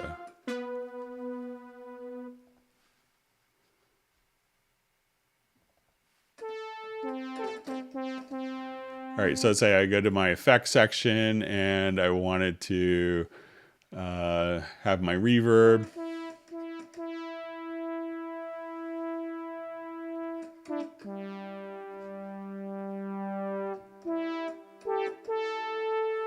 Okay, so let's say I want to come here and I want my reverb time. All right, so let's say I have way too much reverb now. So I want to, let's say I recorded something. All right, so.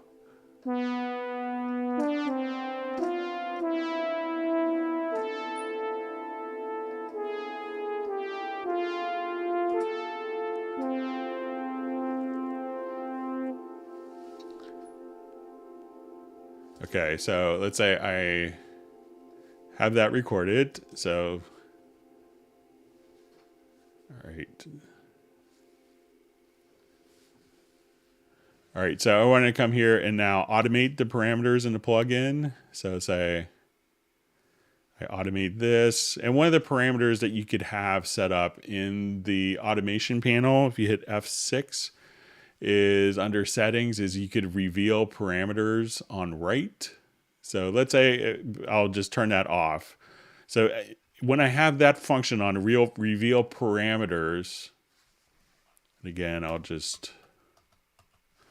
come here. So go to settings and you'll see reveal parameters on write. So anytime that I automate, particular parameters, I could just say, okay, so I wanted my reverb time and I wanted to, these little parameters are just going to pop up. And as soon as I automate and click on another button to move,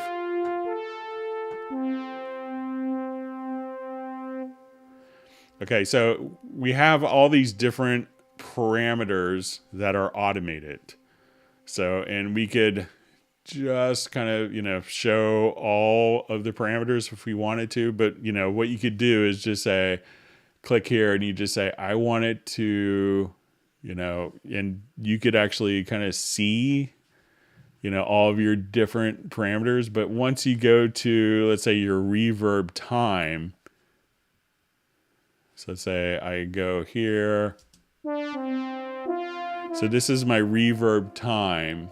So instead of globally bypassing all of the automation, you could just globally bypass one of the particular parameters. So you could just say, I don't want this to actually, read the automation. So at this point, if you wanted to bypass that particular, you can mute the automation on that particular track, and now the reverb time won't move. So you could do this on a parameter by parameter basis, but if I wanted to just kind of play,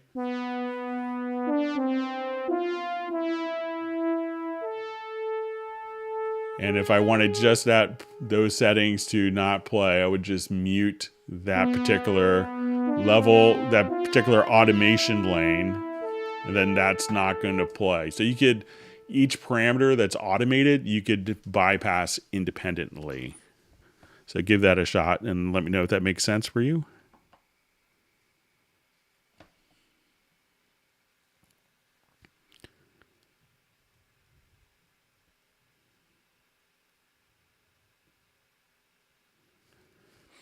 And then just seeing from sub 403 from the question about importing tracks, do I need to do this one at a time, or can they import into my audio tracks in succession? I have many tracks importing at once, so I think you could do multiple tracks at once that way. So again, just with the import tracks from project.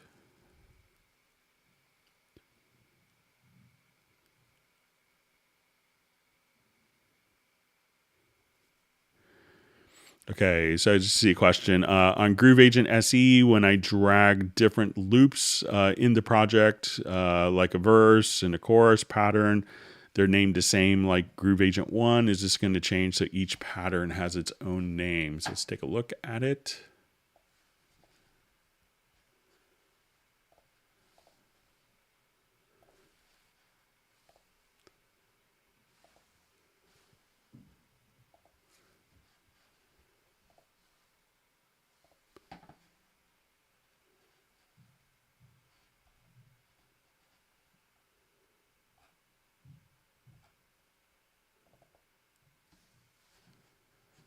Okay, so we'll go to the pattern editor here. So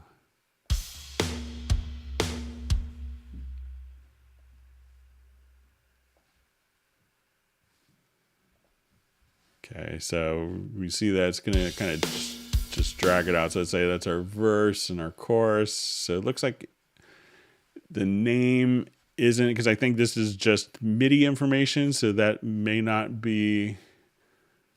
Let me just see if it assumes a track name. So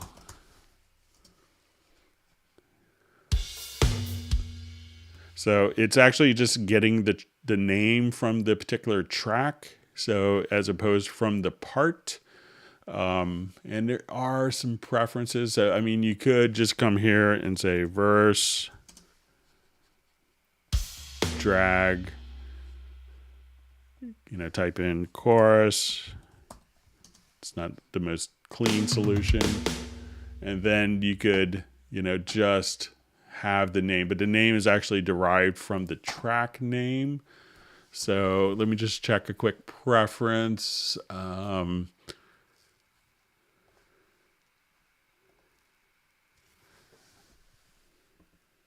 But there might be just,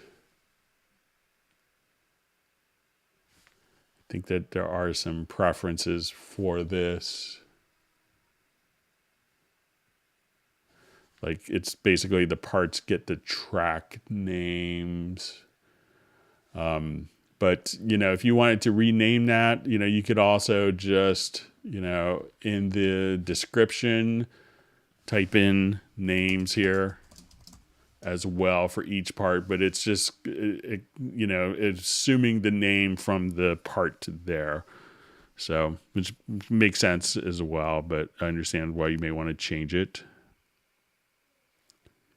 And then once you have all those patterns in, you can just kind of copy and move those around as you see fit.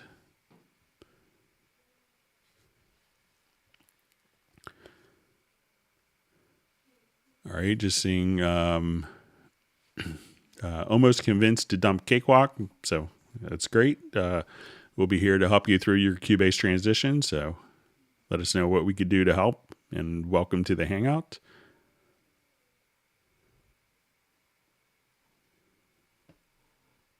Okay, so we have Werner checking in from Mainz.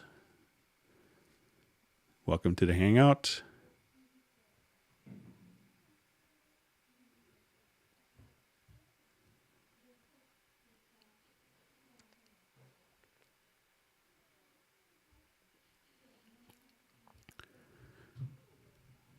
And seeing Michael Teams saying that you should, switch to Cubase now.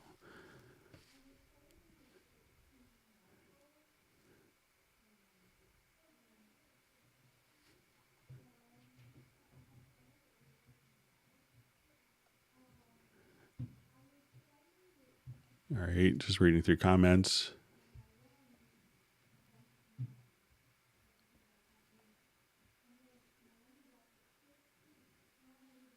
All right, good to see Pablo on a Hangout. You don't have to worry about being late.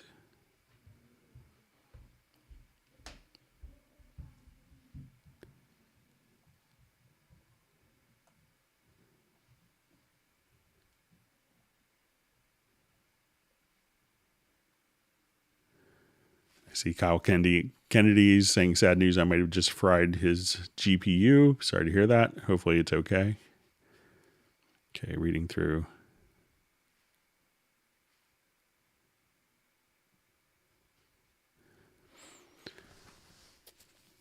All right, so I see, hi, I cannot use the microtuner with Mystic, Prologue, or Spectre. Thanks. Yeah, so I think that those plugins are not like VST 3.5. Let me just take a quick look in the VST plugin manager. So, so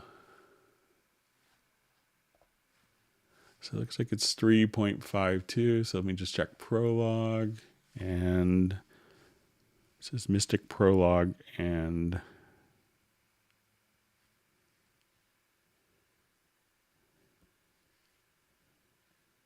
Spectre. These all look like VST 3.52. Some of the older plugins, it may not.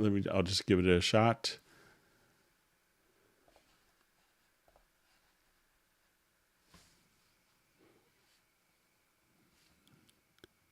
All right, so Mystic was one of them. Okay, so.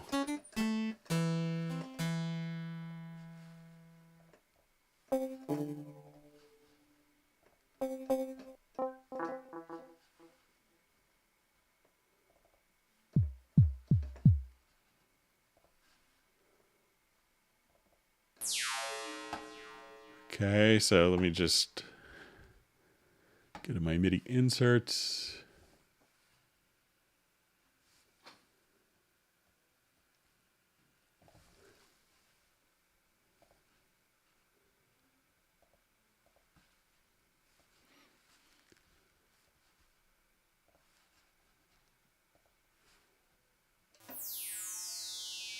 All right, so let's say if I wanted to move.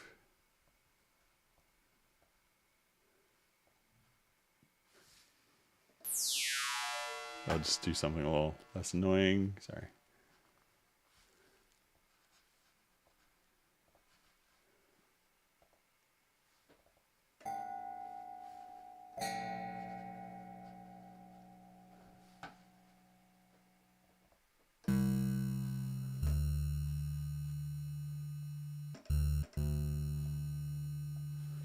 Yeah, so some of the instruments may not be like set up to do this as well as what we could get on like Retrolog. So let's try it on Retrolog, because these are some of the older instruments that kind of take advantage of the capabilities for note expression. So let's say if I could play C.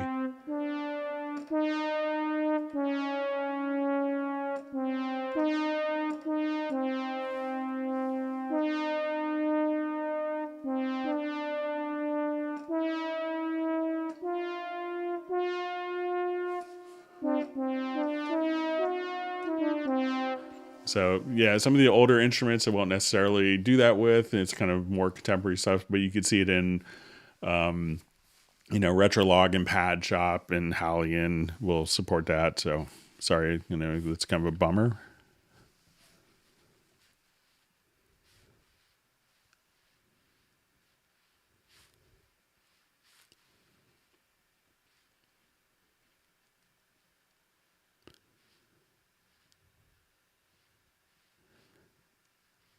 Okay, going through lots of different discussions. Okay, from Real Raven 2000, good to see you on Hangout again. Is there a way to open/close all insert plugins of a channel at once? Thought there was a modifier key, the E button or somewhere to do that. So let's say if I'm here and let's get to like a quick audio track.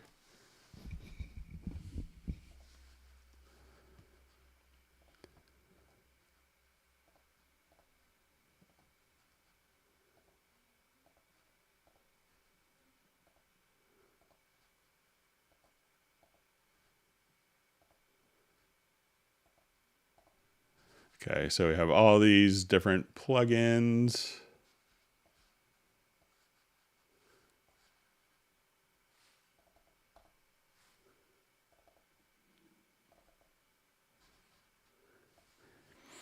Okay, so to open and close all the insert plugins, I think if you come here, you could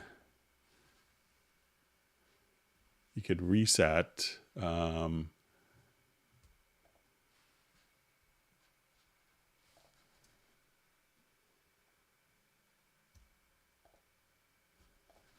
right, I always forget this particular function. Let me try it from mix console view.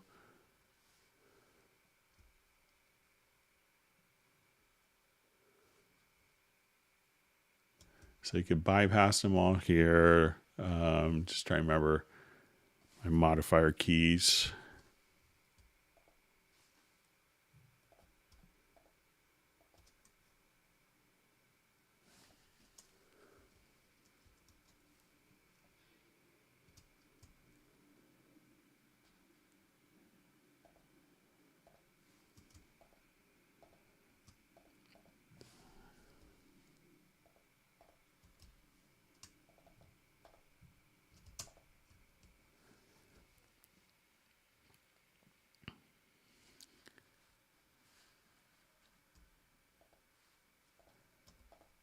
All right, so I'm just trying here as you thought that, try to remember where it is. It's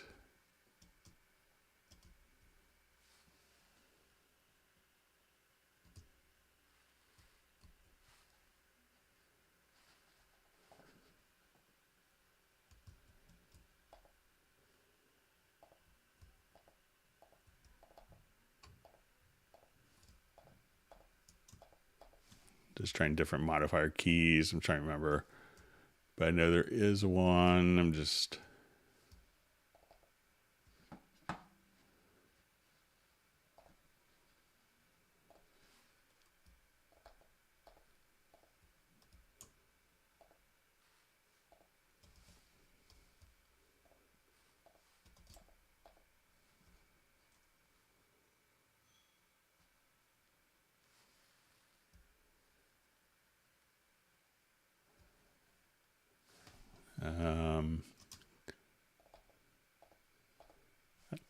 I'll see if I remember it later in Hangout, but you could email me at clubcubase@steinberg.de, so you don't have to watch me have a brain cramp.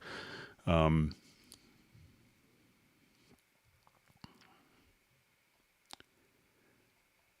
yeah, email me at clubcubase and I'll get it figured out. Sorry about that.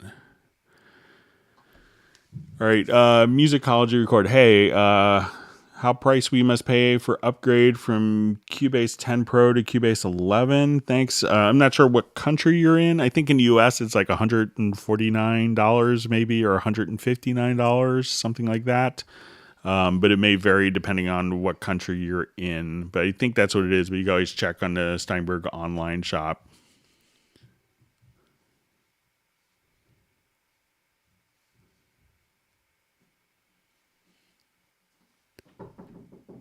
All right, hang on, my son is knocking on the door. Bear with me just for a second.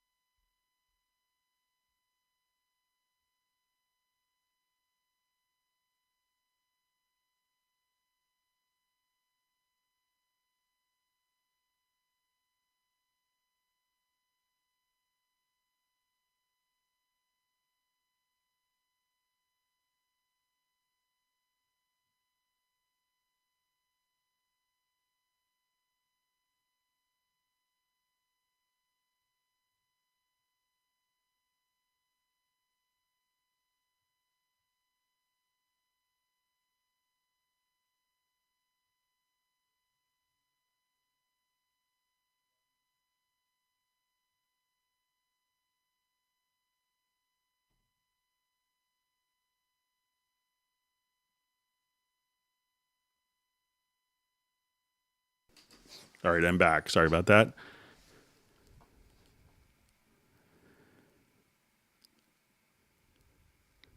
Okay, just going through comments.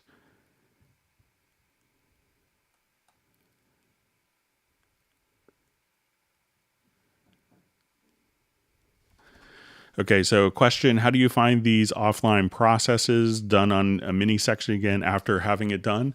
So as soon as you've done offline processing on a particular file, so I'll just go ahead and drag a loop over quickly.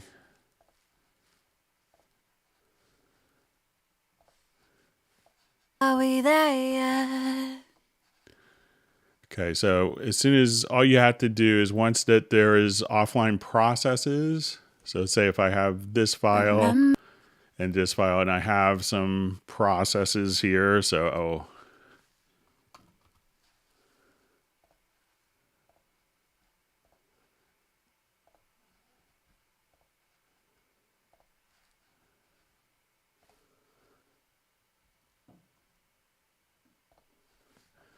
So all you have to do is, keep this window open and this will be context sensitive. So if I select this, I see that there's no processes here. If I go to this file, there are processes. So as soon as an event is selected, you could see the different options and what processing has been done. So it just really shows you this window. So just open the direct offline process history from F7, and now you could just...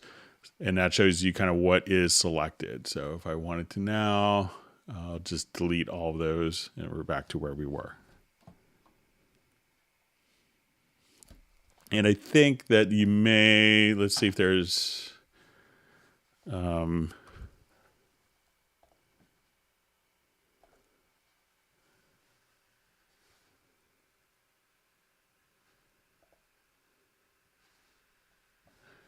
I think if you actually look in the upper right-hand corner, like this little icon here, just to the left, or in the very upper right-hand corner, there's a little icon. So if I select that and remove the process, so that's a little icon, I think, indicating that it, so if we look at the upper right-hand corner, if I do an offline process, there's a little icon indicated that there's offline processing on that particular clip that's selected.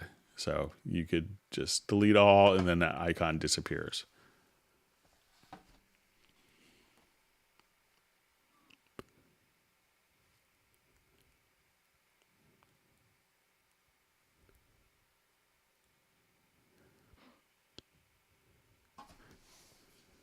Okay, question. If you load the session a month later and you scratch your head, where's the delay from? So how do you know where the selections are with the offline? Okay, so we just kind of covered that.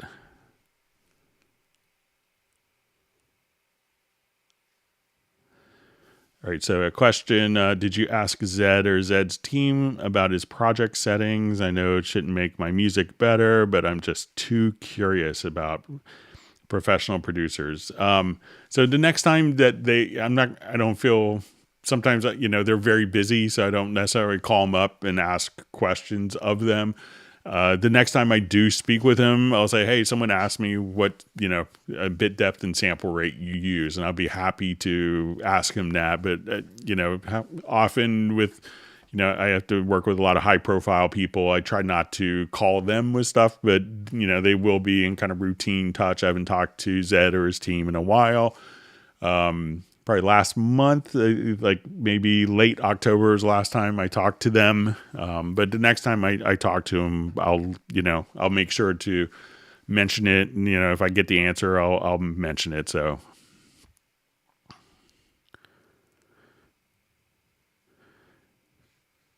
Okay, so I just see, what are your ASIO guard settings? So I'm not sure if maybe this is part of a previous discussion, but when I go to my studio setup and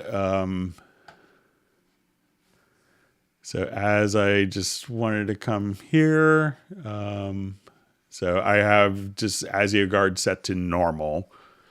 So the default settings.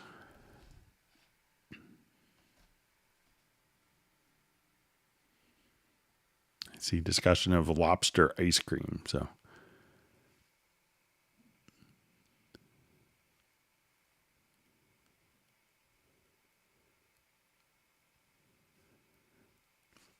okay.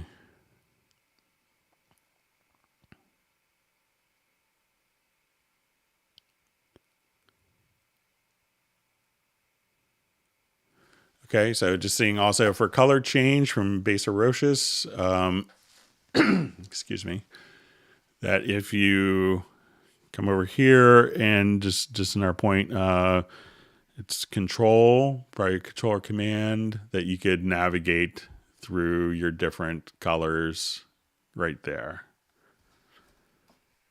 That's a good point to bring up.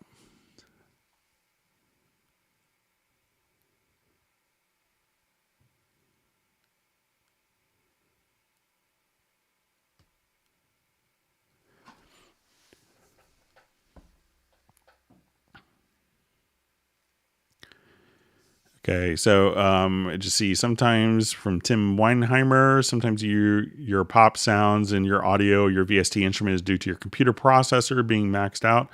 I just updated to the new Arturia V Collection 8. Some of the presets peg the processor, so.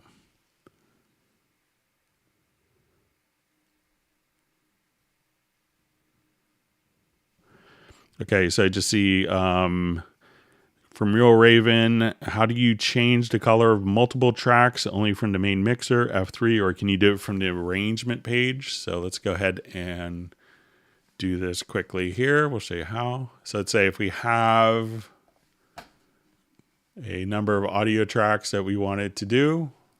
So I may have these automatically.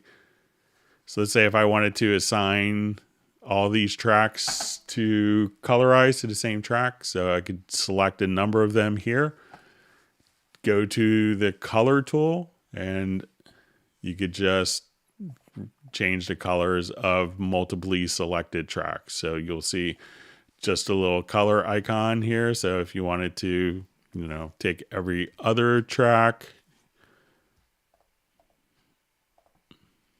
and make those, you could just kind of come here, and this way you could have kind of, very Christmas themed colors.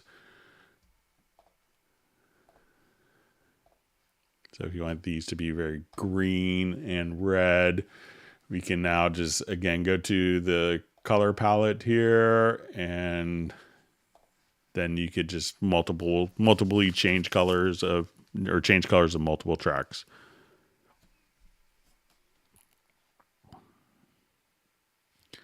I just see for Michael Teams, a little thanks to Jan for the Cubase Index website. That's where you could search for.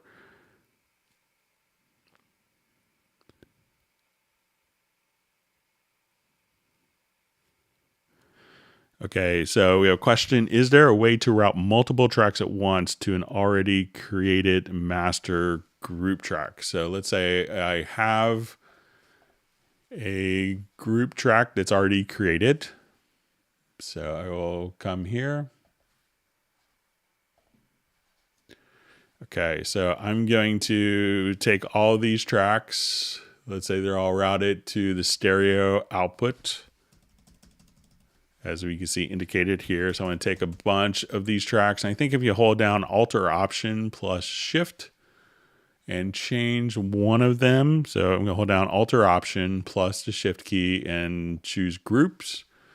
So now, if I did it correctly, all these tracks are now set to Group 1, which we just created. So you can, if I wanted these all to go to the left output on my stereo out, I could do that. So once again, just hold down Alt or Option plus Shift, and then you can change accord multiple tracks to different destinations. So now we'll change them all back to our stereo out, and that's all you have to do.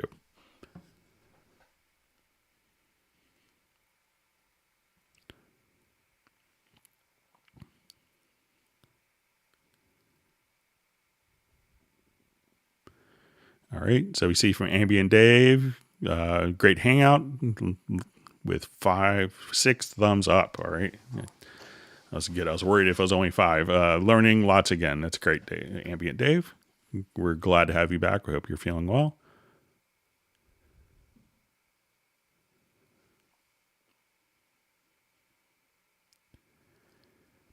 Okay.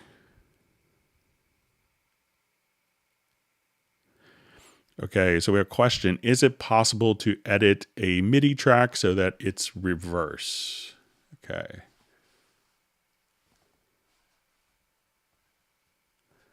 So let's say I have, this is my MIDI data. So if you go to MIDI, under functions, you could just click on reverse.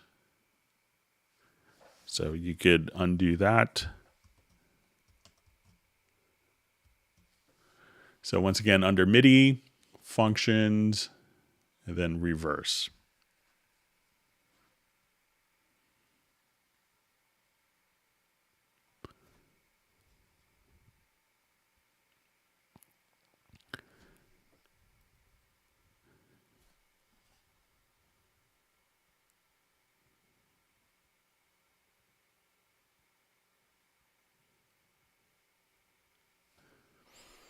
Okay, so I just see just a little discussion on the zoom to event that we were looking at before. So let's say if I'm here, that someone's saying that it's only visible in the sample editor. So let's say if I go to zoom to event. So let's say if I'm here,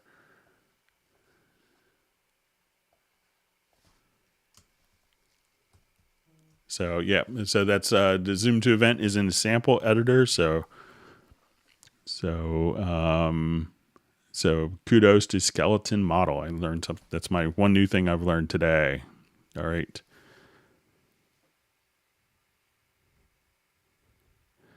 Okay, so we see Eric P. Saying it's thank God it's Friday from Oklahoma City. I believe OKC, unless it's somewhere else internationally. Just wishing everyone well. Thanks.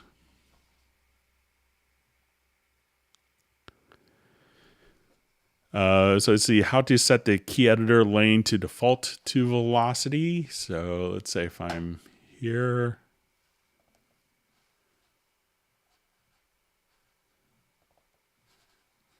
So I believe it defaults to velocity, but let's come over here and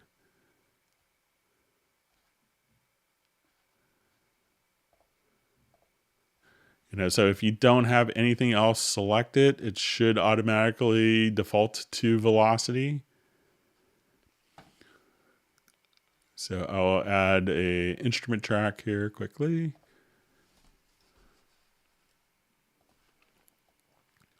Let's just create a part and we'll see what it does. So, I think usually by default, so if that's how it usually works, let's see if we save a preset.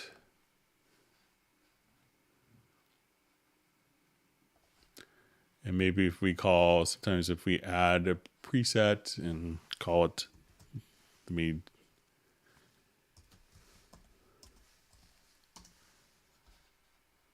and I will just add another, let's say if I wanted to add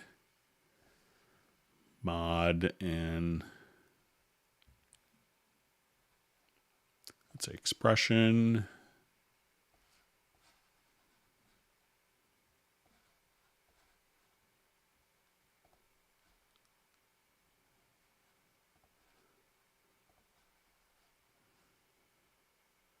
All right, so let's say, all right, so we have these three, and let's say if I save this as a preset,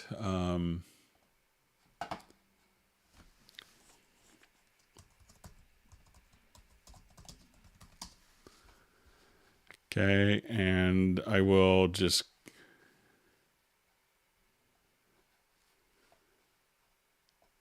get rid of that part, and let's just duplicate this track. Make sure it's not on a track level. And it may save to the previous setting. But if you just click on, and you could just click on velocity only. But I think it will automatically, go revert back to the last setting that you had.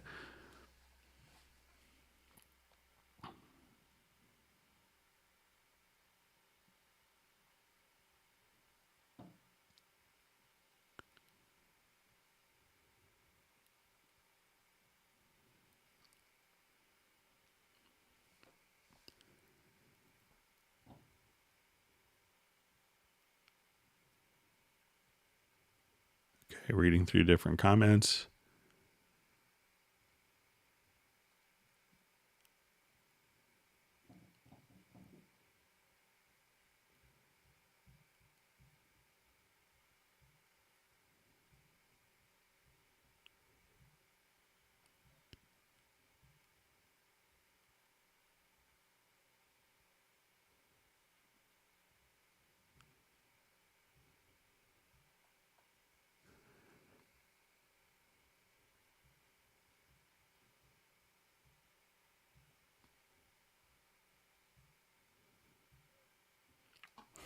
Okay, so just seeing it's about reverse MIDI. So it says I want to play a multi-melodic backwards so that it starts with the reverberation and ends with the attack. So, if we have, let's say if we go back to like our retro log track here, and I think this might be in reference to MIDI. Obviously the MIDI is not going to have an impact.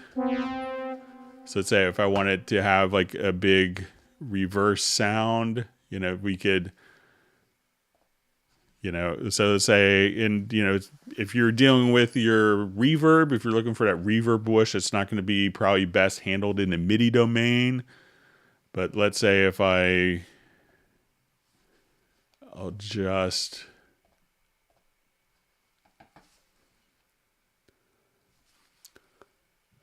come over here and let me just add more reverb to this. So to this particular patch.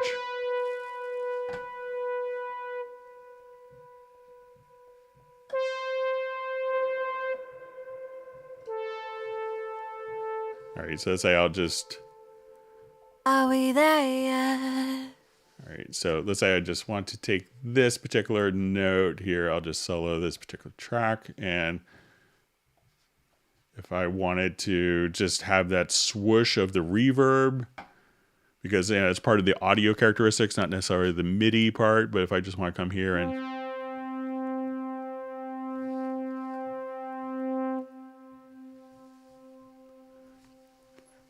I could just kind of take that particular note. Let's say we have one single note, and what I want to do now is take that, and I'm going to just render that in place. So I'll come here.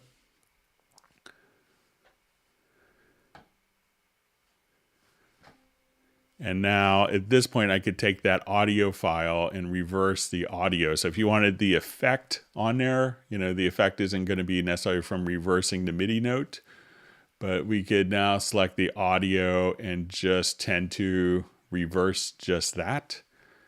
So if you wanted to, you could just say, okay, now this will play backwards. So you'll have that reverb first.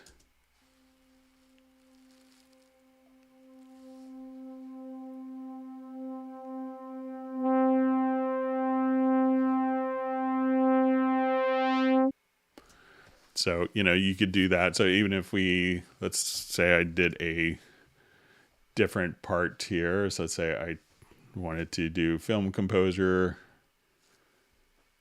trick here. I want to take this and we'll just add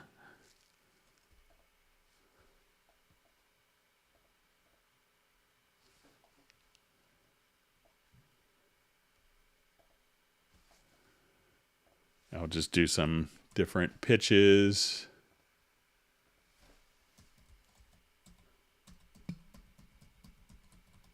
So if you're looking for kind of like that kind of reversed sound, I could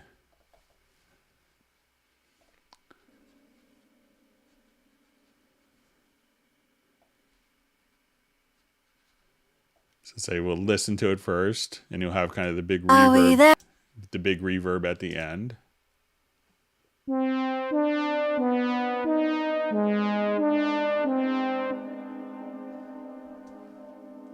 And I'll just make that last note last longer. So now I will render in place.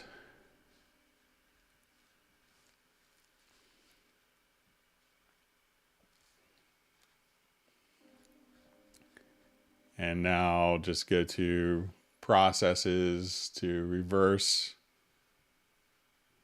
the audio. If I select it, that would be helpful. Are we there yet? So let's say I'll select it and go to audio processes, reverse, and now you'll have that big kind of reverb at the beginning.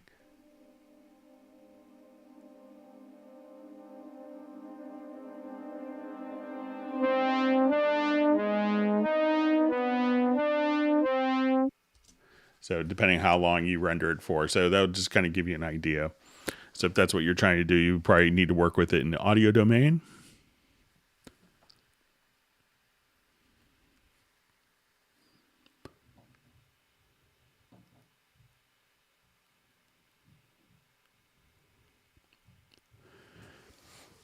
Okay, question. I have Cubase Pro 11. I was trying out the Spectral Layers 7 Pro, which expires on the 13th. Will it revert to Spectral Layers 1, or will I have to remove it? So it kind of, whatever version runs is just whatever license you have. So if you have a trial version license for Spectral Layers Pro and it expires, it'll just revert directly back to Spectral Layers 1. It's kind of a unified installer. And the different features are kind of unlocked depending on which license it sees. So you shouldn't have to do anything.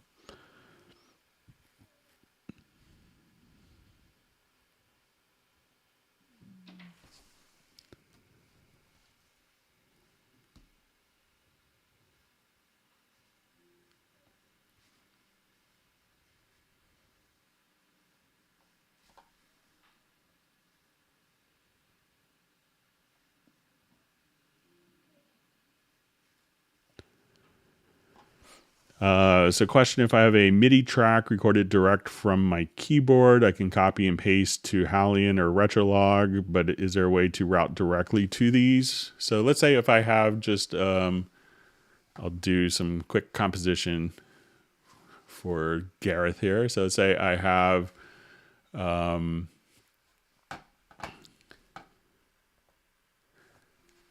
I will come here. Let's go to my VST instruments. Jump home.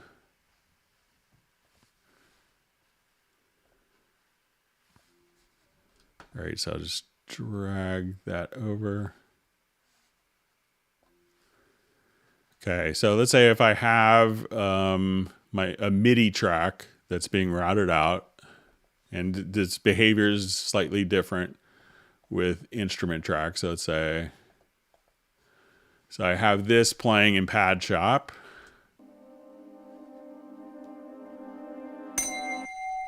So let's say if I have this going on.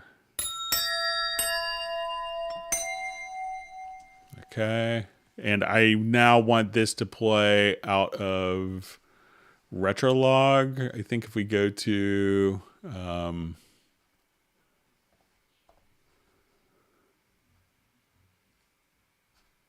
so I'm going to do this as a MIDI track. So we need to do it as a MIDI track. So I'm just going to come here and let's add an instrument rack. So let's say, all right. So sorry, I started as a,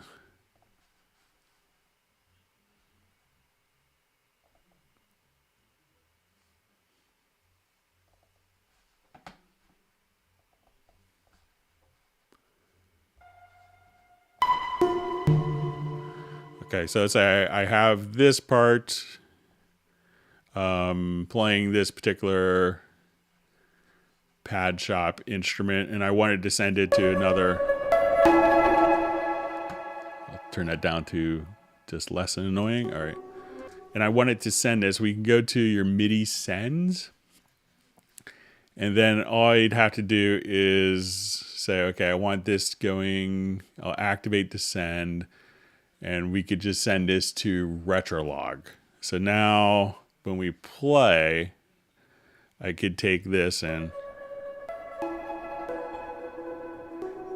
we could have kind of this particular sound being sent out, you know, to other devices. So this way you could layer sounds up that way, but you need to kind of start it from a MIDI track. So give that a try.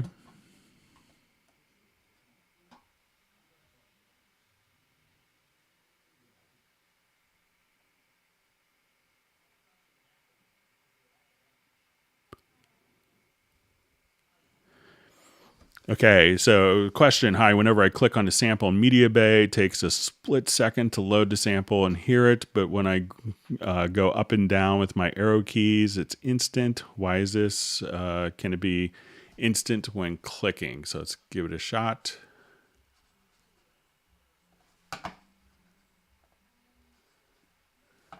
So it could also, so if I wanted to jump here, let's go to like some audio samples.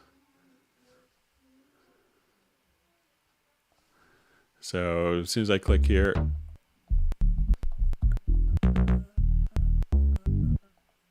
so that seems pretty,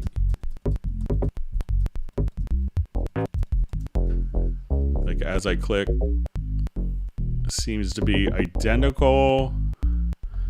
You know, if you have a delay, sometimes it, you know, if it's playing audio, it seems the same here. If it's playing a virtual instrument sound, you know, if it's playing a virtual instrument sound, whether you click on it by going up or down or click on it by just being in the media bay here, that may take a while to load that particular instrument, especially if it's sample based, but it looks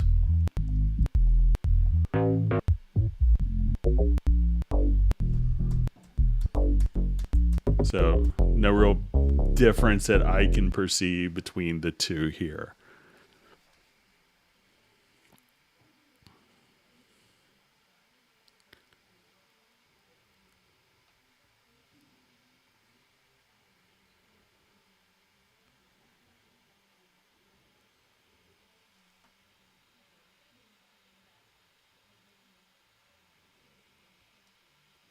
Okay, so just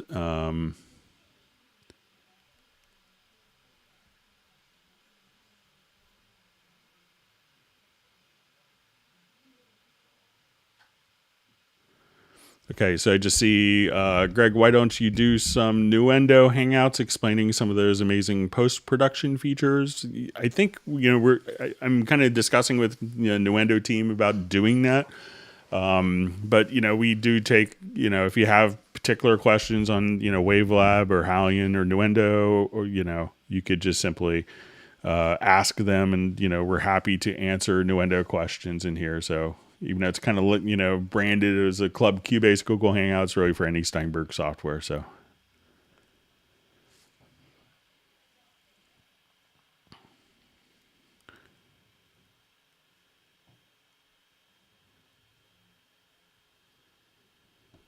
Okay, so I just see from Media Planet Nepal, how to use Easy Bass in Cubase. So it's really just going to show up as I don't have that particular plugin, but I think it's just going to show up as a VST instrument. So if you go to your Media Bay and go to Home, you can just go to your VST instruments, and then you'll see all of your instruments available here, and you could just drag and drop to load it and start playing. So you could just load it as a particular instrument like so, or you could just right click and go to instrument track and then just choose which particular and select Easy Bass there.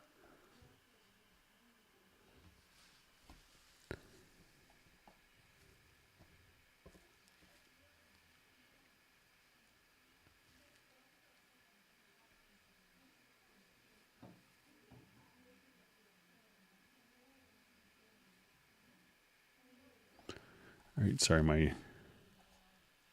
chat field just jumped on me.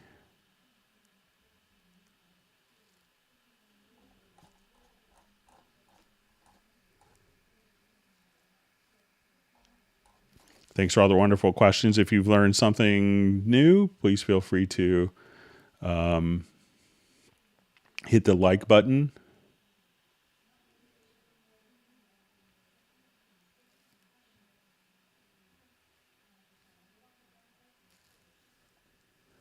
Okay.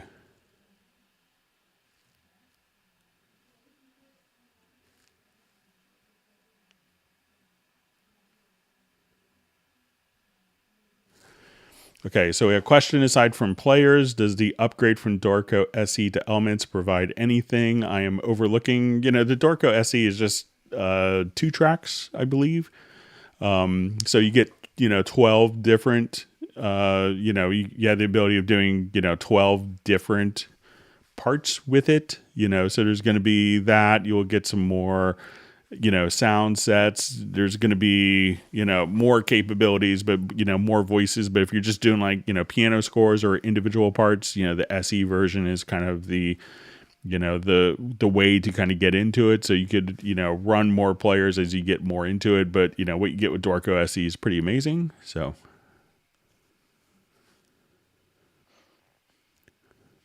Okay, so we see, I don't want the automation to follow event when automation lane is hidden. It helps in duplication of events. Is it possible, and how to do that? So you don't want automation to follow event when automation lane is hidden. Okay, so let's see if we could do that maybe in a project logical editor.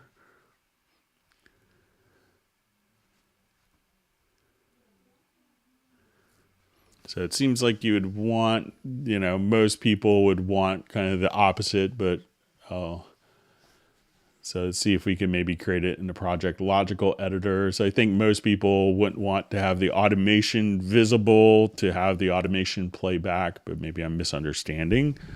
So let's see.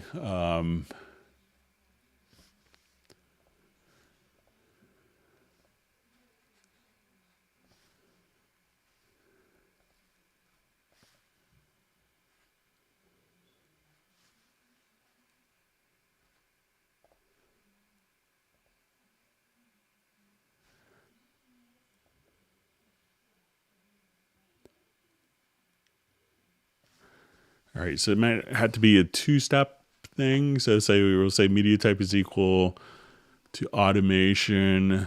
And let's say the property is set to event is hidden. Okay, and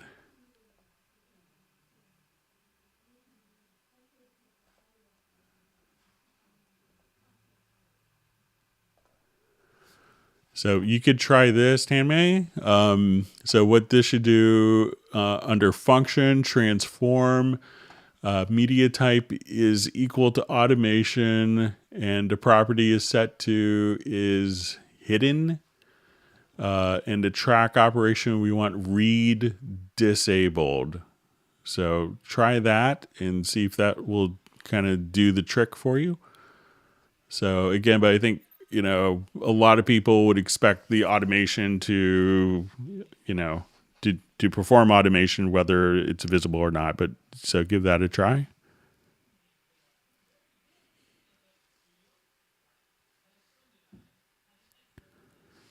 All right. So I see from PM O'Sullivan, did you get my mail? So yeah, we'll be going through some of the mail questions coming up soon.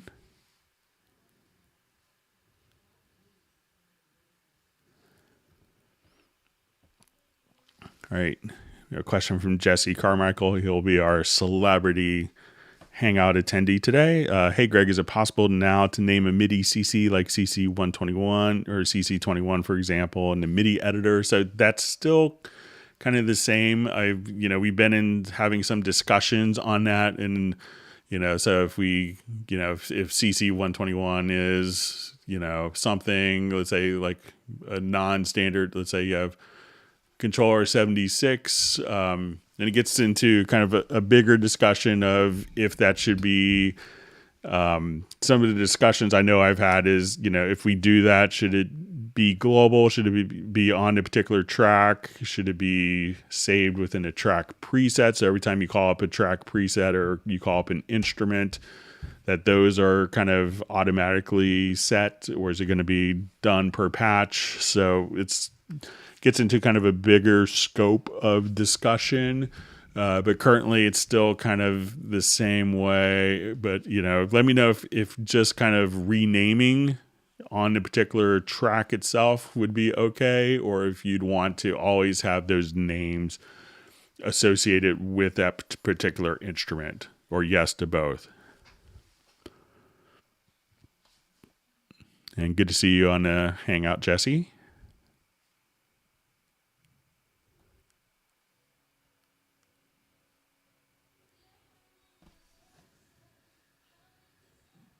All right, good to see JVI on the Hangout. He wants people to hit the like button. I won't disagree.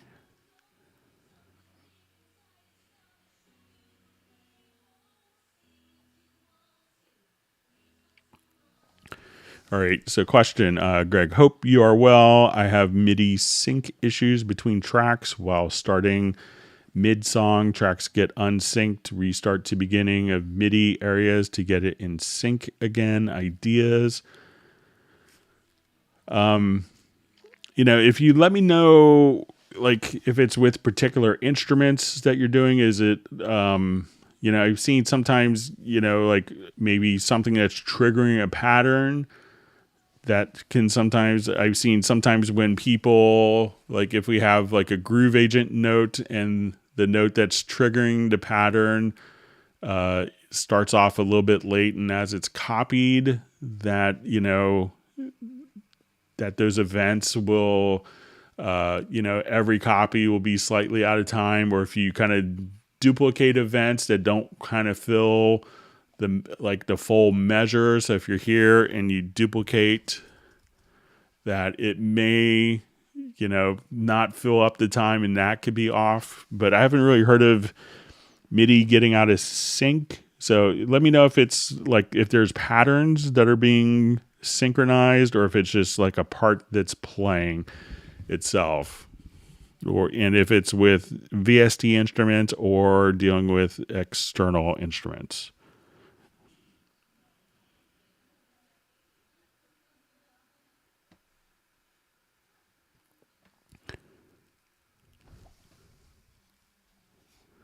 Okay, just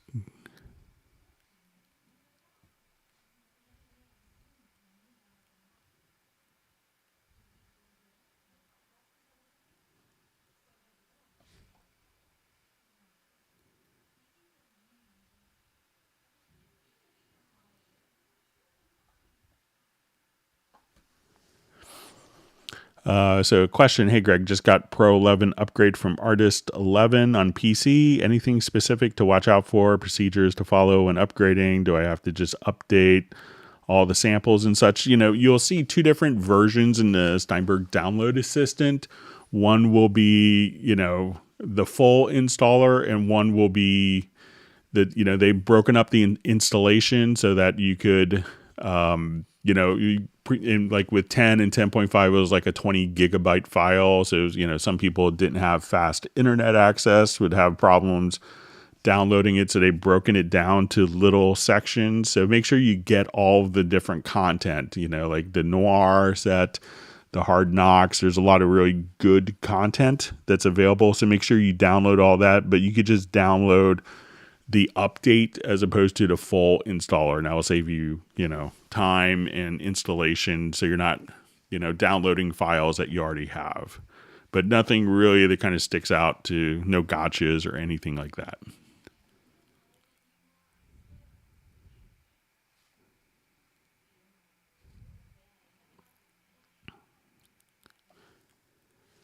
Okay. So I just see Tame just about the backup issue. So I didn't get a chance to check that out, but I will. You could send me another message over Facebook if you want, just as a brain cramp email reminder, because after I do my index tonight, I'll probably, you know, go into weekend mode. So, but I will check it out. Okay, so question from Tame. How to stop creating MIDI track when I import MIDI from Stylus RMX into an instrument track, not MIDI track, instrument track. So come over here, because when you're doing that from Stylus, it's just exporting as a standard MIDI file. So go to your preferences in Cubase, and on import MIDI, on MIDI file, on import options, you'll just see this. This option on destination. So probably just choose MIDI tracks, and then you should be able just to drag it to any MIDI track or to an instrument track without it loading up, howling in Sonic SE.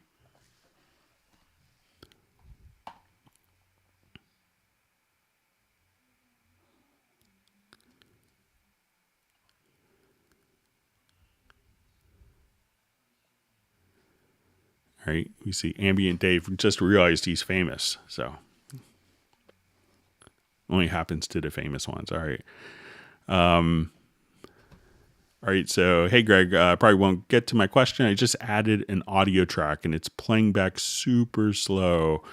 Does anyone know how to fix this? Usually if it's playing back really slow, it would be my guess that might be a sample rate conversion. So if it's playing back like a different pitch, you know, if it seems like it's playing back an octave off or something like that, you know, check the sample rate to make sure that the file, that the sample rate is automatically, you know, set, if the sample rate is set correctly. So if it's like a project recorded at 96K and you're playing it at 48K, it's going to play back at half speed and sound really slow. If the sample rate does match from the source file, you know, try to disable, you know, select the event here and turn off musical mode. And someone had asked, you know, while I'm here, or I'll just cover it after, but those are the things that I would check out. One of the questions that was mailed in while I'm in this area is going to be how to, you know, I got a question, how to make the info line appear. So if you go to the setup window, you could see the info line. You can make sure that that is checked. And the info line will be blank until the event is selected. And then the info line will show up directly there. So.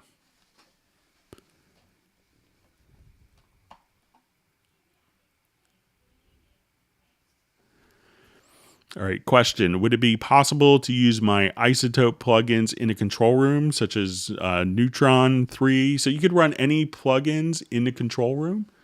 So, as soon as you come over here, you could run different plugins there. Just be aware that, these plugins won't actually change as you do an export audio mixdown, they're not going to be applied in the rendered file, but it'll just be for monitoring. So if you're doing Neutron 3, I'm not so familiar with that plugin. But at that point, like many people, like SonarWorks, I think is a room correction plugin, or if you're using like this, was it the VSX headphone thing from Slate? That's when you'd probably want to run it in a control room because it's altering kind of the tonal aspects of the mix to compensate for room and headphone mixing and for room deficiencies. So you probably want to monitor with those, but not apply them in your mixdown file because that could sound weird on whoever you sent the file to. So that's, so just be aware that if you're trying to boost the sound, it'll boost the sound, but when you go to export your file, you may not get the benefit of that because it's not going to be included in the exported mix, but just in the monitoring stage.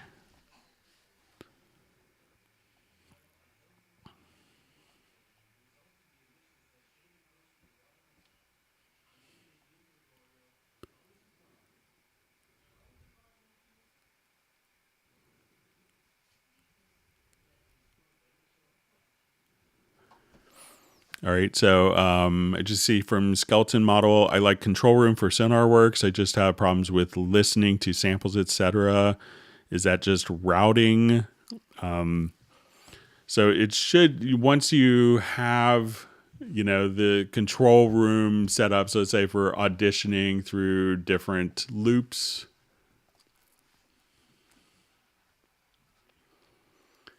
So let's say if I was just here and I was just now auditioning. So if I didn't have, sometimes, people don't have this to automatically play. So you could come here and you don't hear it. So make sure that that is set to autoplay. So as you go to click, because otherwise you don't hear it and you're like, oh, it seems like it should be, I see the loop there, but I'm not hearing it. So make sure that autoplay is turned on. So if you have the control room kind of functioning, just make sure that the autoplay is enabled, and that should help.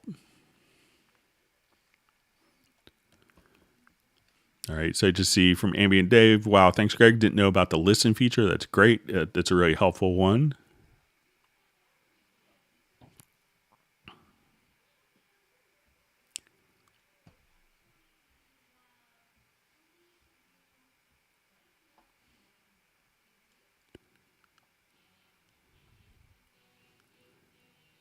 Okay, just, all right, so we have, I think, Yves Lambert checking in from Belgium. Good to see you.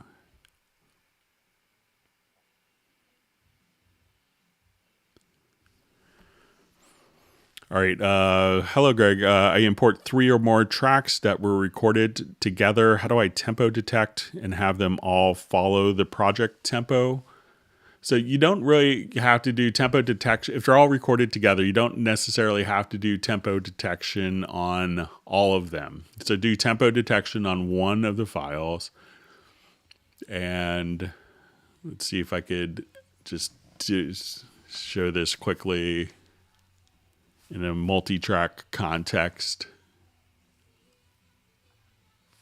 Sorry, my son is playing his Disney show with some very music that's not the most fun for adult musicians to listen to. All right.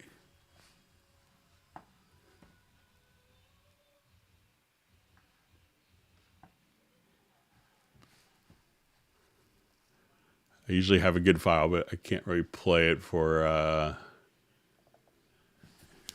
YouTube licensing stuff. So let's say, if I have a multi-track file, So say I'll take the multi-track of the jazz project that I usually...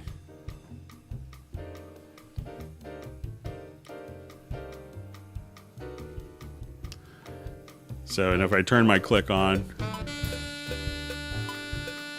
no correlation between those two. So I'm just going to select like maybe a drum overhead track, and I will come here to tempo detection. So even though we have like multiple tracks, you know, I have 16 tracks or whatever, as we listen to this here,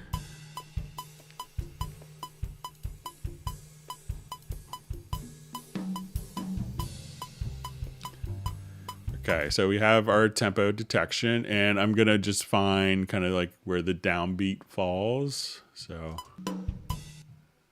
looks like it's gonna be kind of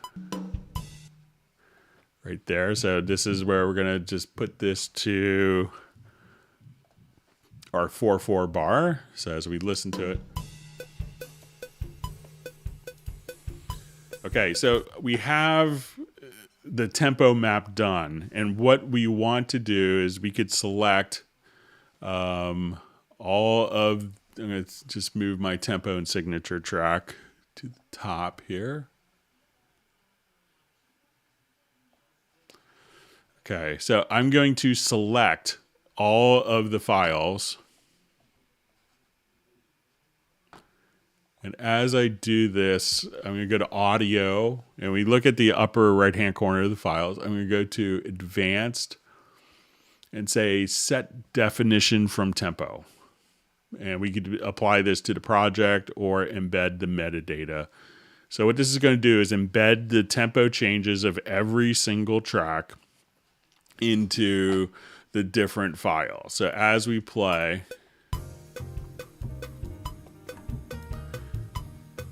these can follow whatever tempo I want. So if I just say, let's make it 154, make it 108, all the tracks will just kind of follow whatever tempo. They'll be like tempo parasites, if you will. So I want it to be 128. 164. So once you've done the tempo detection on one of the files, select all the files, tell it to do audio to advanced, to set definition from tempo, and then drop it into whatever project, and it's going to follow the tempo changes it's going to follow the tempo that's in the project. Hang on just 1 second, my son's knocking.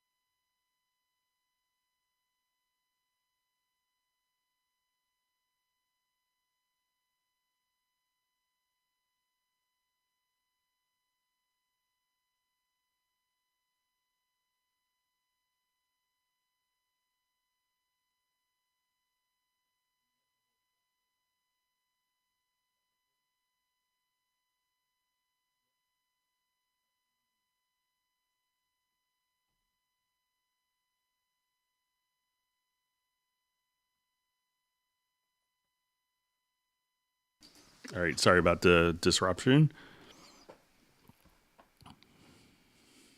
Okay, let's move on to our other topics here.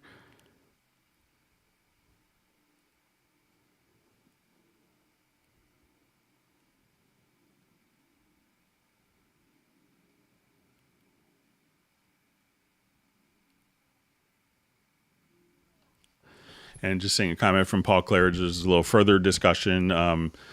That'll make all the tracks follow, not just the one I did the tempo detect on. So if you have just those files, if those files are the only ones that are in musical mode, then only those files will change. So the other files will remain intact, and these files will change.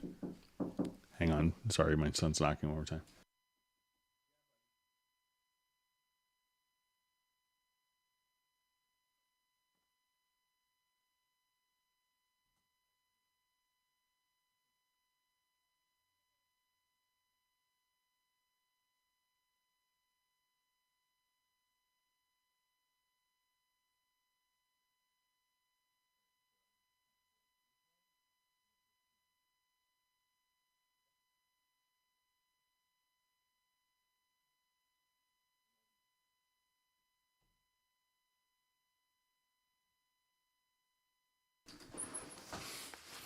All right, sorry again for the disruption.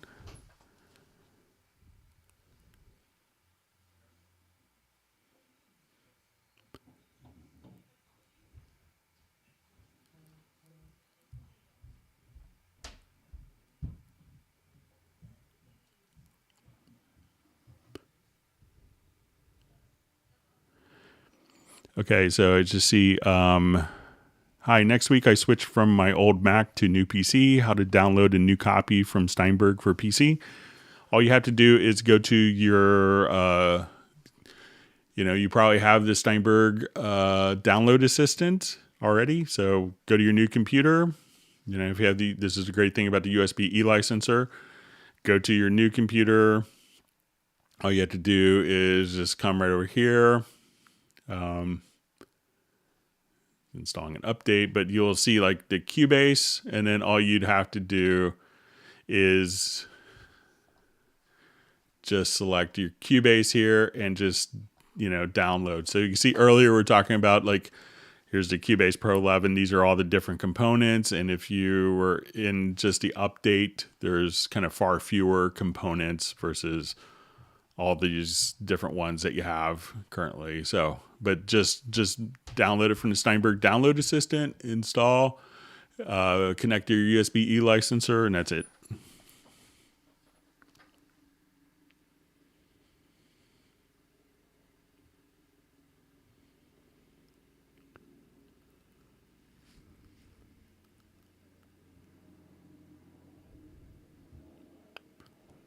So we have a helicopter flying overhead.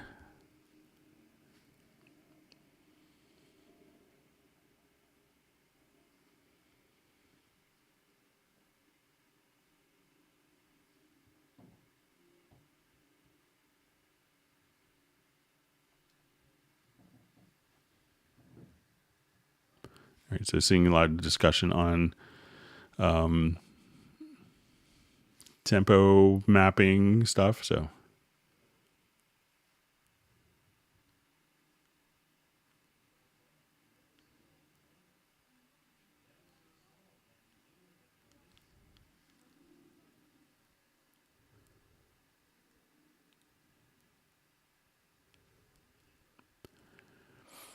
okay, I see from question from Steve Walker. I'm trying to balance an orchestral template. I have libraries from many manufacturers. They vary by as much as 30 dB out of the box. What is the best way of dealing with this? I'm making out Hallian master volumes with Iconica, and it's still not enough. So a lot of times if you're seeing such a big discrepancy, so let's say if I come here to Iconica, so I'll just I'll load it in Hallian Sonic SE. A lot of orchestral libraries, you may not actually have them kind of function as expected, unless you move like a mod wheel, and this is pretty common with a lot of orchestral stuff. So if I play, I don't really have a lot, but depending on the instrument itself, you may just have to have the modulation wheel up. So say if I want to do, say, dynamics.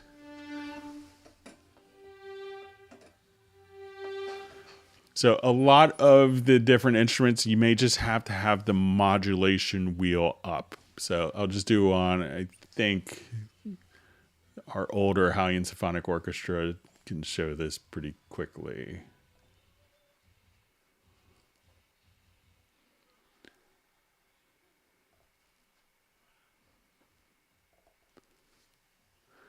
So let's say if I go to channel 2,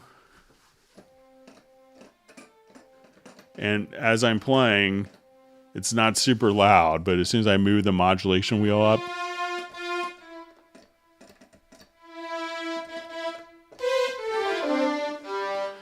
so make sure that the modulation wheel is up. And what some people will do as a MIDI insert plugin is you could just go to MIDI control. And here you could say, like, you know, this is just a quick plugin. You can say, okay, this can be 100, and that will automatically send a MIDI CC message of modulation, you know, to the track as it's going.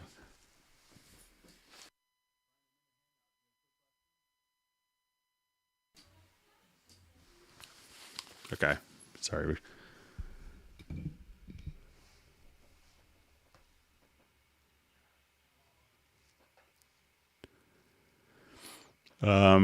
So question, have Steinberg made it so you could just listen to your effects send in solo without having to use the control room? So, you know, the best way is kind of using the control room. You might be able to do some other routing, but, you know, I think using the control room is a great way because, you know, how the solo kind of architecture works is that when you solo, it will, you know, like if you solo a group, the tracks feeding the group will be soloed because, you know, it's, you know, the source is, that's what's going on in that particular track. So when you solo the effect, you're going to hear the original. So, you know, but I think it works well either way. So.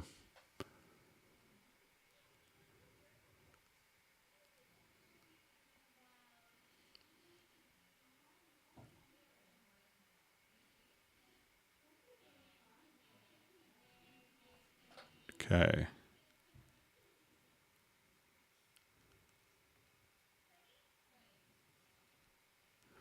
Okay, so we see question 2 from Steve Walker. Are the presets in Cubase actually working when I reload a project with custom preference file? It never loads back.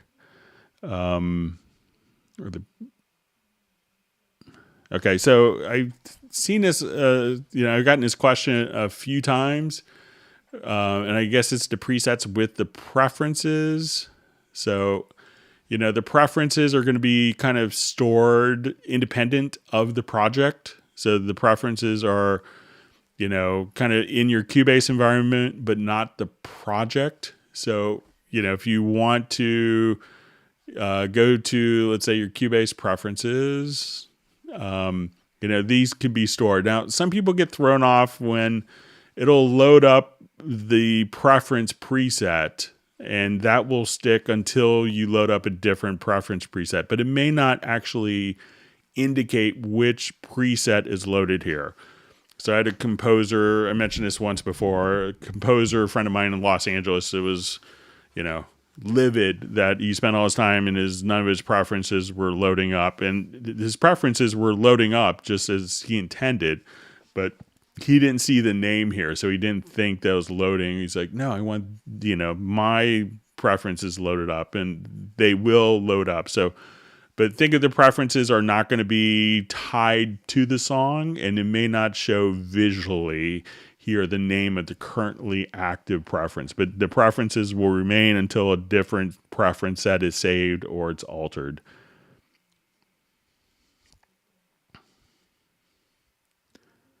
Okay, so just see a comment from Douglas Emerson. Hi, Greg and users following along for these production flow gems. Thanks all. I'm glad it's been useful. All right, and just seeing a comment on the microtuners, great for unorthodox Eastern scaling.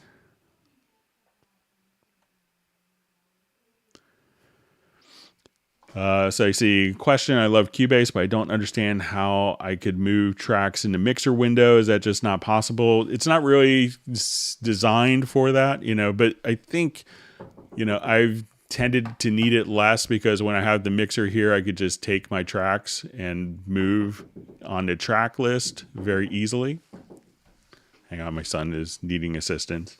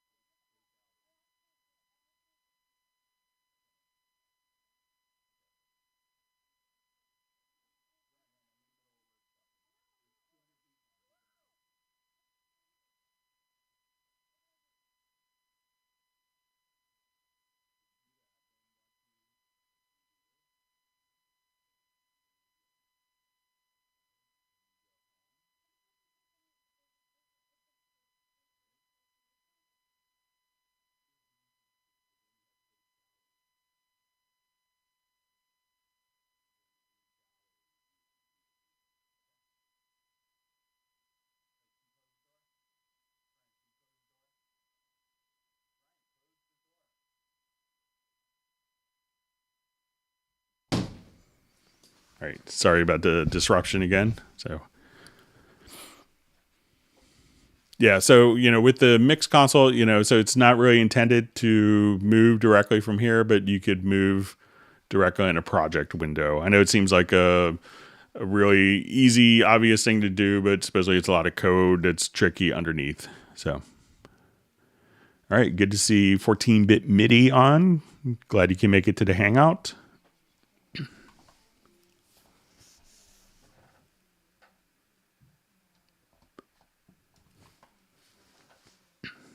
All right.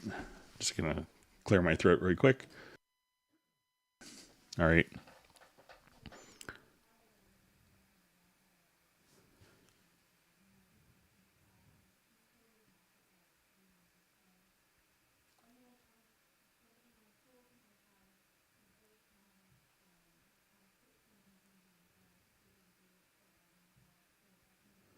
All right. So I see just comment about, I think this is maybe going back to opening up our different plugins, like when we have multiple inserts.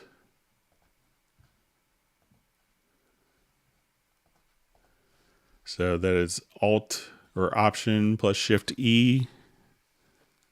Let's see if that's.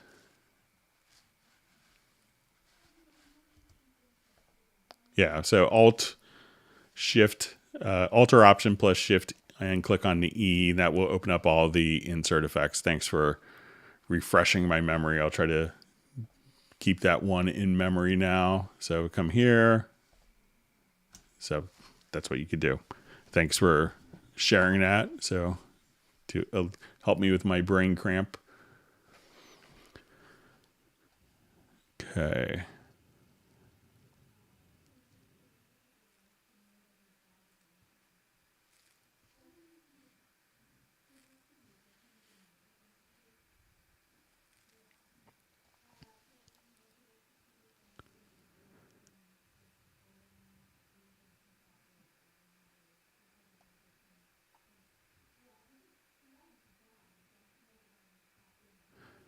Okay, just reading through comments.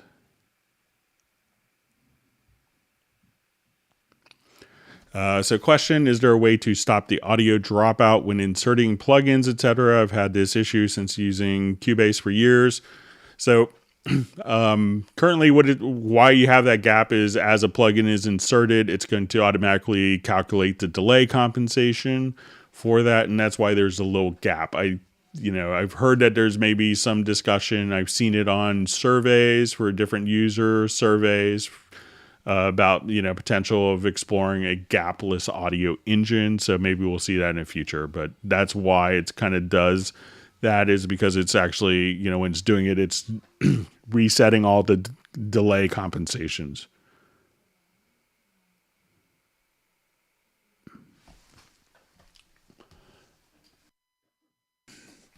Okay, so just see comment. Thanks for the offline processing tip. I trust this also works for subsections and not just a whole clip. Yeah, definitely. So you could just select with the range tool and just like we did previously, just select with the range tool whatever part that you want to do. So you could do for the whole clip or just for particular regions or ranges that have been selected.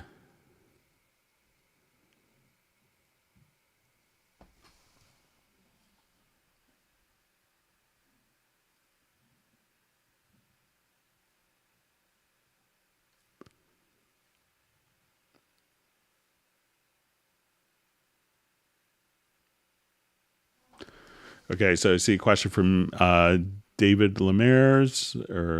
Hi, Greg. I've backed up a project in Cubase 10.5 on computer 1, unable to open it in Nuendo 11 on computer 2. It seems it doesn't see the E license, boots up Nuendo 10, then shuts down.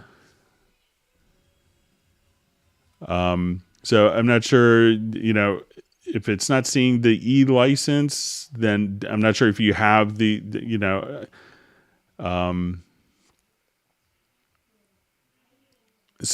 I'm not sure from the question if you have a Nuendo 11 license and a Cubase 10.5 license, if you have two separate licenses.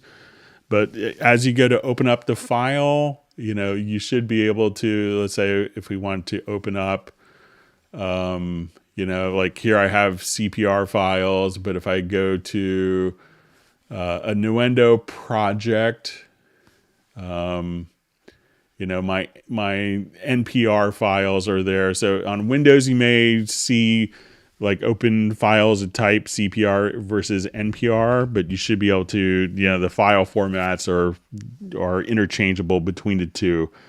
But if you're getting kind of a license message, make sure that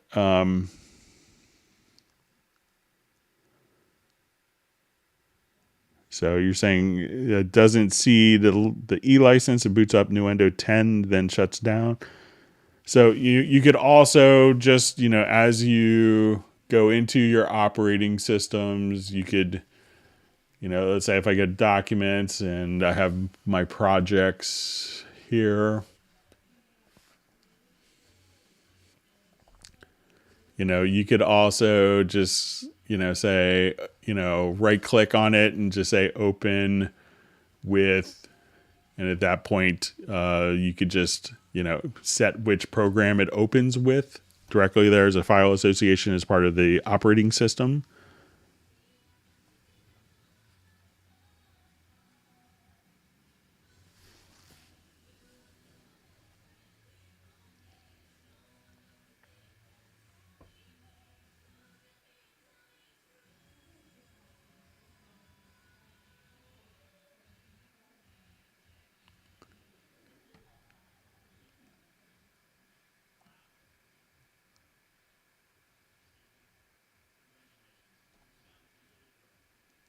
Okay, reading through different comments. Thanks for all the wonderful questions.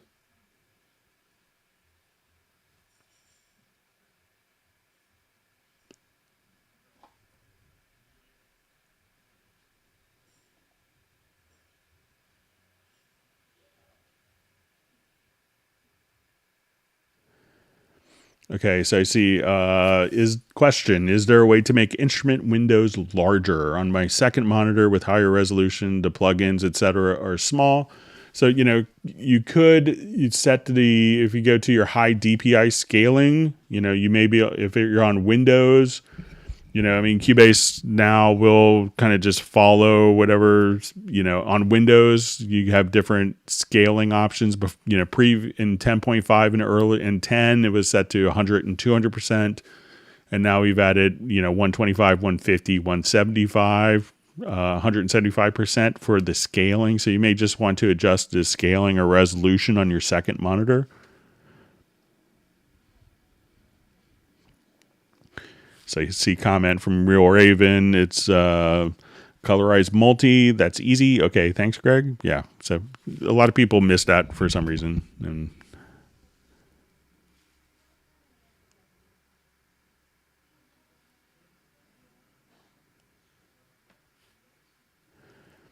I see going back to the colors. Question: will this change the colors of already recorded tracks too? So yeah, definitely you could change the colors freely if it's empty tracks or tracks with data.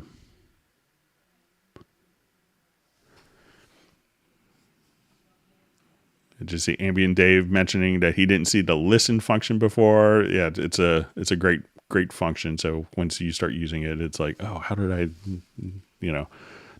live without this? So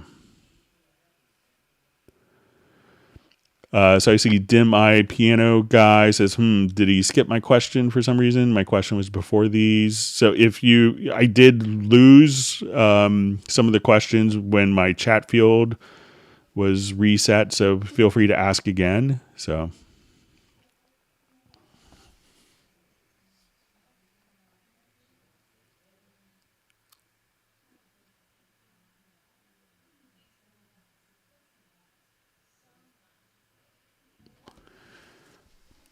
Okay. Hi, Greg. Hope you're doing well. On the new Cubase 11, how do you display the tracks from the chord track easily? I managed to display them using a piano preset by luck. Thanks in advance. So if you want to, just to show, let me just jump to in our project where I have some. So I have a chord track in here. So, one of the new things that you could do in Cubase 11. Okay, so let's say if I'm in, this particular part, and if we're in kind of the full screen, you can go to your global track, and now you could just show chord tracks directly within your MIDI key editor. So, or if you want to show marker tracks as well, so you could do that just that easily. But if I'm misunderstanding, just let me know. But it seems like you wouldn't have to load up a piano preset.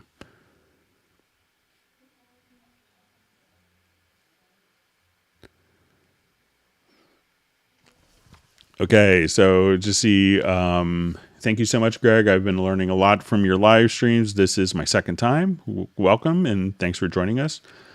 Do you have a specific timing for the Hangouts, and how long are you going to do this live stream? So what we've been doing is, we'll go until as many questions are answered. We try to stop at 4 hours. After 4 hours, we don't get kind of free YouTube closed captioning, which is really helpful for people who, unlike myself, speak other languages besides English. So that way they could do closed captioning and translate. So, but generally we do them on Tuesdays and Fridays, starting at 1 p.m. U.S. Eastern. I believe that's 7 p.m. Central European time, 10 a.m. West Coast time in the United States, 6 p.m. London time, I believe. So, so that way we could kind of get a lot of, different time zones. And, we sometimes miss Asia and Australia, but we'll have people from Asia and Australia on the Hangouts as well. So, and we'll keep doing these until my boss says I can't do them anymore. So I think that they've been useful and helpful for people.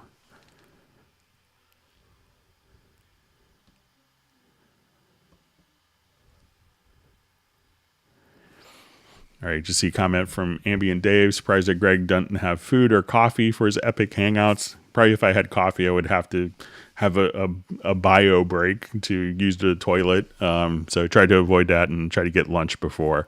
But it's only 4 hours. So, when I was in college, I used to work construction, moving houses piece by piece. So, talking to my computer for 4 hours isn't that hard. So...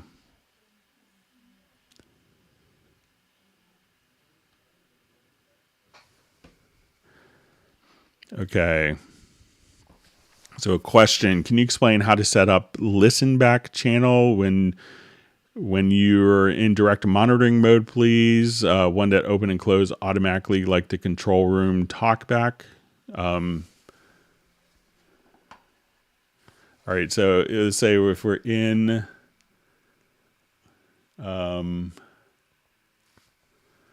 so you might be able to just, let's see, if you wanted to toggle this, you could just go, if we go to the main tab, and this seems a little counterintuitive at first, but it's at the very bottom. So if you click here in the main tab, you could enable, disable, you'll see some additional controls. And since these controls are at the bottom, it kind of goes up. So sometimes you want to click at the bottom, but clicking on the tab above will kind of raise it and show additional controls. And here you could turn on the listen enable and choose to bypass it. So you could try there. And there's also where you could, activate to use after fader listen mode as well. So try that. And, here you could have the talk back, but, some of those functions are, people miss them because you have to kind of click here to access them. So give that a try.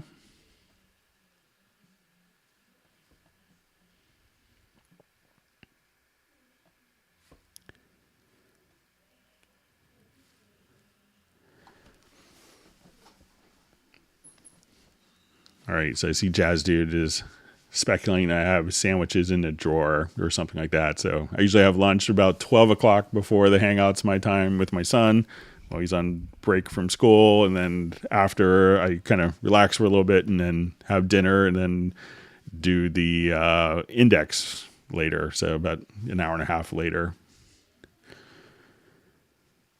Okay. Hi, Greg. Is it possible to route mono sum to just one of the speakers or even a completely different speaker?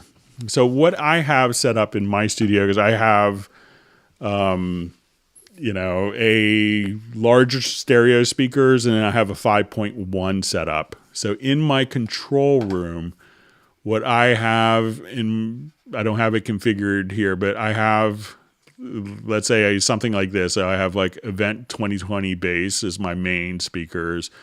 And then I have a setup of NHT 5.1. So I have my NHTs configured and there's a preference to be aware of if you set this up and you're like, oh, I can't assign this to two different speakers. If you go to control room,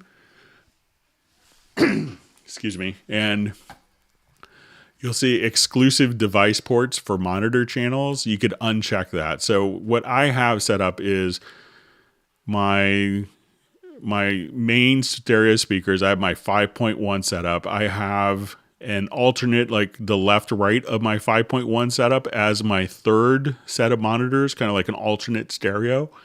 And then my fourth speaker is my center channel.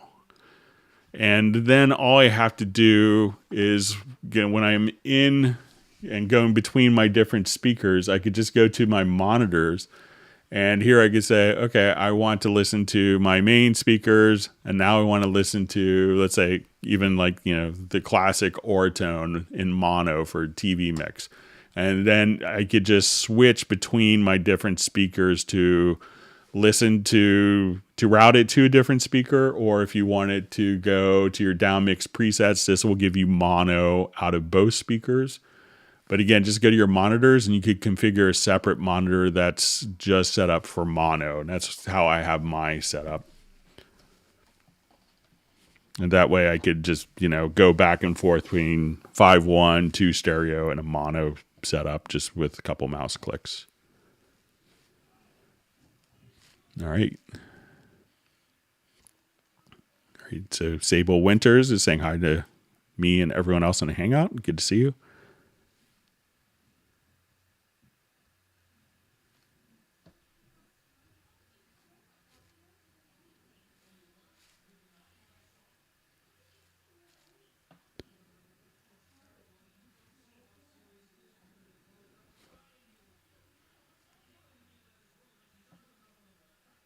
All right, reading through comments.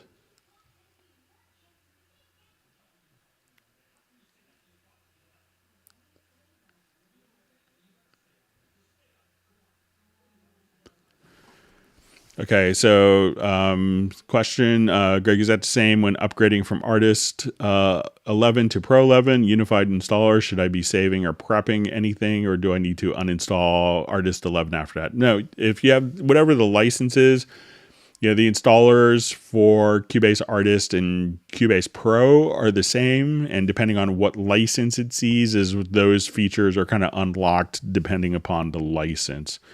So it is, but there's really nothing so much to worry about. You don't have to install Artist and then upgrade from Artist 11 to Pro 11. You could just go straight to the Pro 11 and it'll figure it all out for you.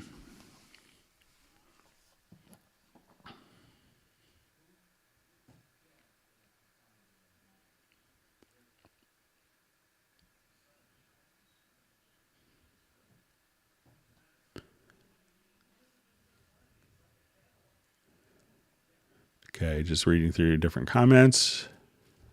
Gareth is making witty comments again. He's always good.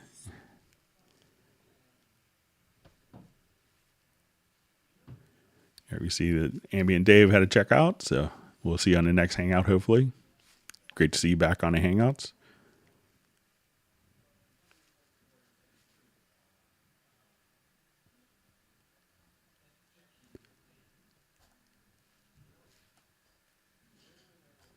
Okay, my chat field jumped again.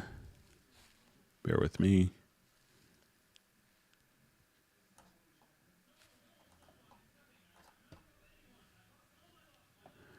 Okay, sorry if you hear my son's TV show in the background.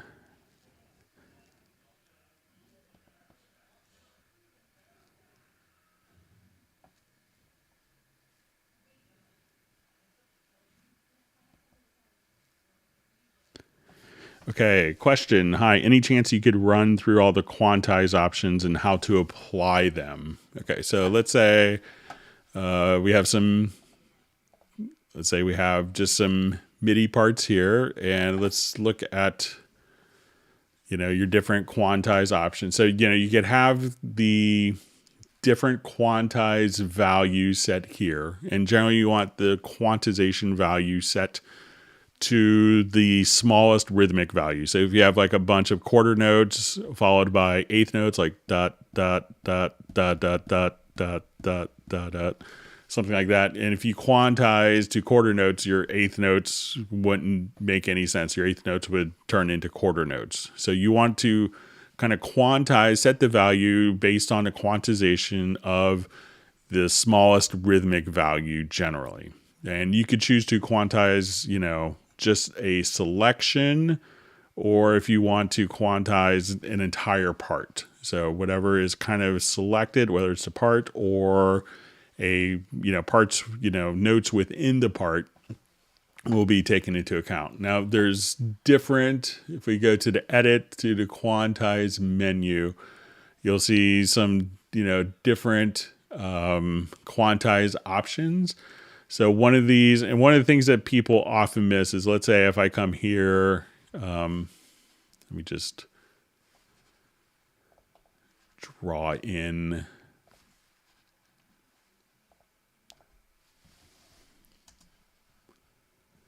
So I will just draw in a couple of notes here, and people liked my random paintbrush trick from last Hangout. So I'll just,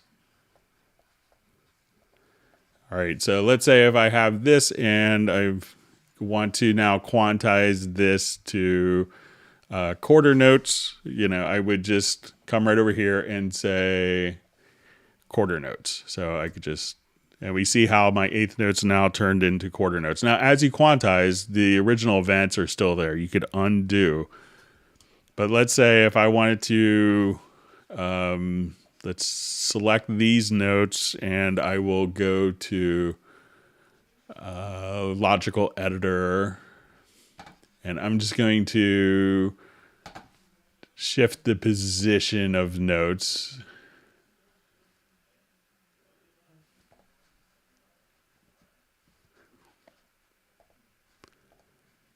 Okay, so now we could have like our notes kind of tied here. So now if I wanted to quantize these notes to, let's say quarter notes, I hit Q, and now they're all just quarter notes. And if I wanted to quantize those quarter notes, so let's say I have this as my quarter notes, and now I choose to quantize to 16th notes and hit Q.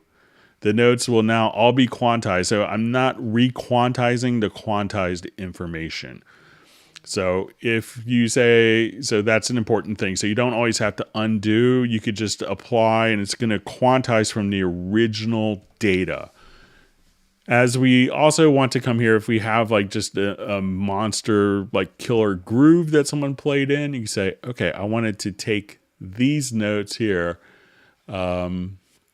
And if you have the quantize panel open, so let's say you could even do that right over here.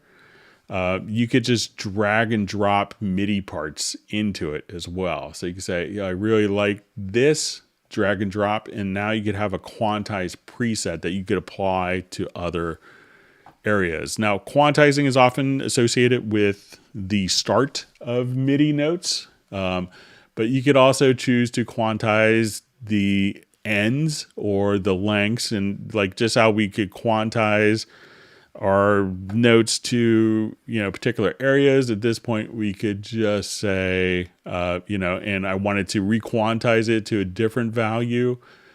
We could also, once we say, you have kind of always unlimited undos, you could choose to just do a freeze MIDI quantize as well. So those are some of the different quantization options.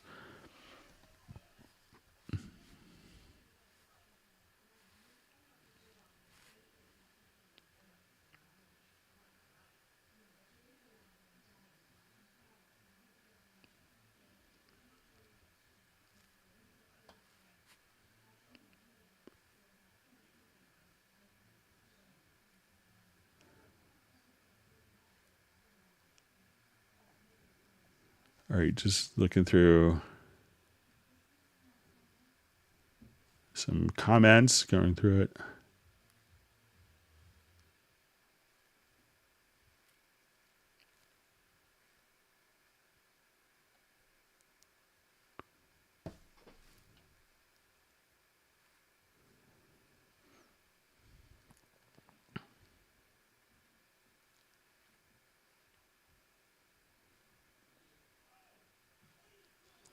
Just seeing, say, it's someone commenting on sample rate mismatches. Once mixed in skeleton model saying once mixed and produced like a pro song in the wrong sample rate was pretty moderate. Yeah, so it's happened to many, great engineers. So I know one engineer turned in a whole project and he got through the record label, and at mastering, they determined it was the wrong sample rate when the artist heard it. So it's like, it's a little slower, it's a little lower in pitch,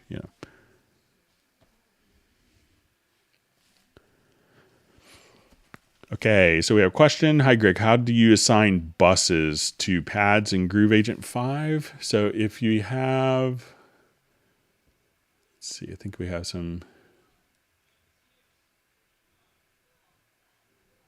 So let's say if I'm here, it could depend on if you're in an acoustic agent kit, you can go to the mixer, and this is where you could route out to. So you could select if it is a like a beat agent kit.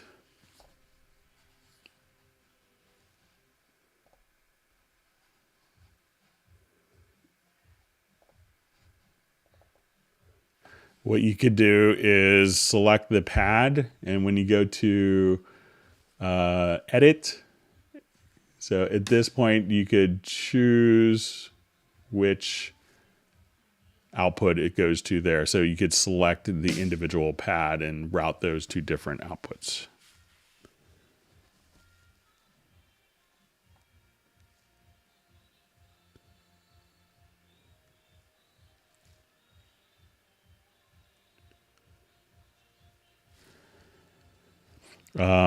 So I just see question, does the new loops update have Afrobeats elements? So it's going to be a lot of, when we look at some of the different ones, one is kind of an 80s synth pop. One is, there's, I think 2 of them are kind of more, one's a little more electronic. One is more kind of like film, like sound design stuff. And one's going to like more an 80s synth pop. I don't think there's one specifically for Afro beats.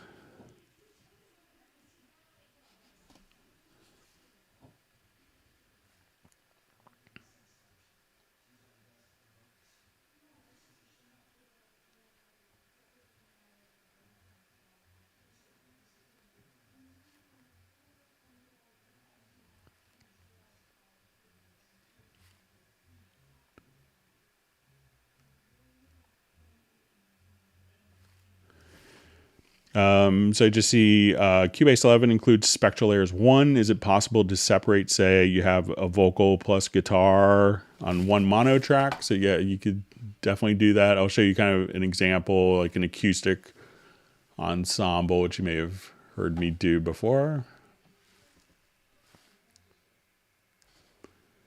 So let's say if I'm here,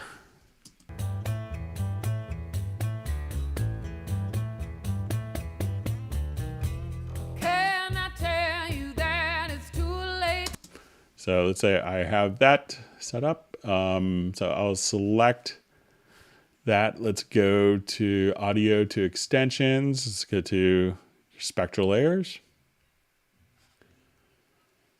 And I will choose, just get a layer, and we'll say, and I have the license, I have the full version, but you could just kind of come over here. You'll see in the Spectral Layers 1, it says unmixed vocals. So at this point, you could separate the vocals from the rest of the backing track. And this will actually, in a full version, allow you to do quite a bit more. We could separate the drums and the bass and piano and vocals all independently. All right. So some extra special voodoo magic. So if I now want to play and just hear the vocals,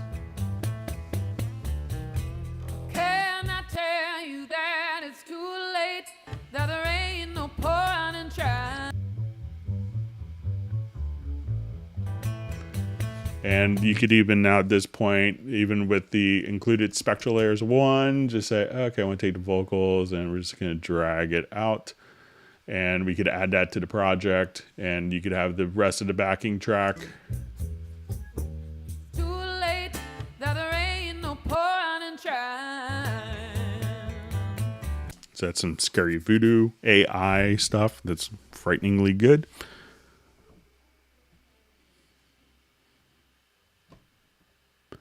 All right, I see Agent K has done some moderation for us. Thank you. Okay. All right, so we see Johnny from Pittsburgh. Good to see you. I think I got your question earlier about the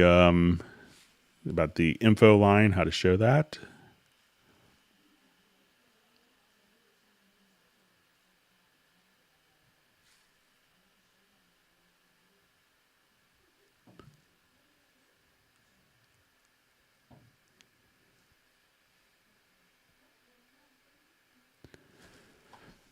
So I see I have Cubase Artist 8 and I can't do mix buses. Do I have to go for a Pro? So I believe that Artist 8, they may not be called mix buses. They could be just called group tracks. So I'm pretty sure Artist 8 has group tracks. So just add a group track and then you could route to the group. So.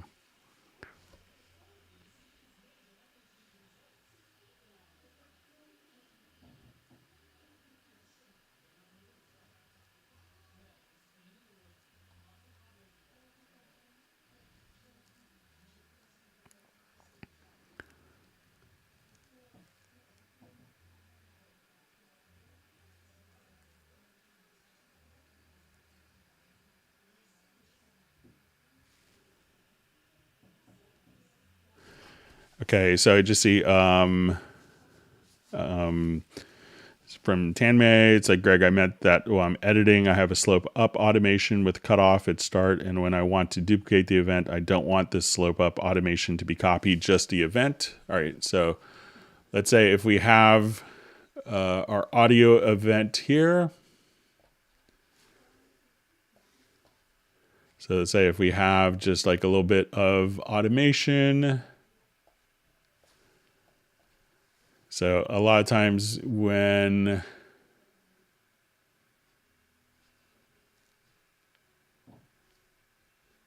let's see if I wanted to come here. So let's say if I duplicate, I think that this is a preference. I thought it was.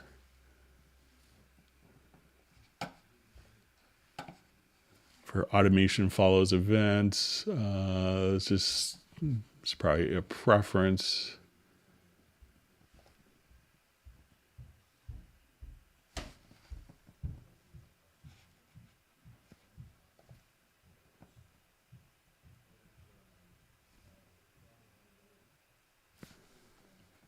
I know it's somewhere like in the menu. Oh, okay. So go to editing and just say automation follows events. And now as I come here and duplicate, the automation isn't tied to that particular event. So try Tame going to preferences, editing, and then you see automation follows events.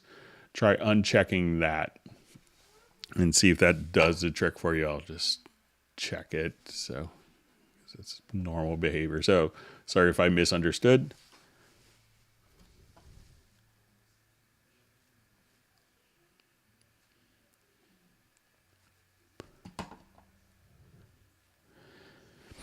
Okay, so we have a question. Can we do multiple chord tracks? So there's one chord track, but the chord track can have different track versions. So let's say if I'm here, I can say, okay, let's have a chord track and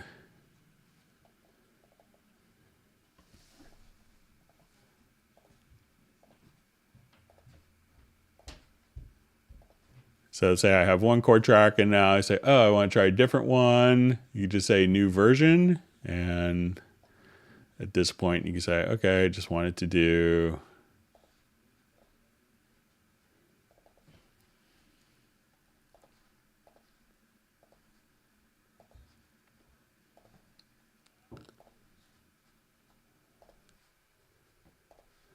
So now I could just switch back and forth between different chord track versions like so. So one chord track, but multiple track versions.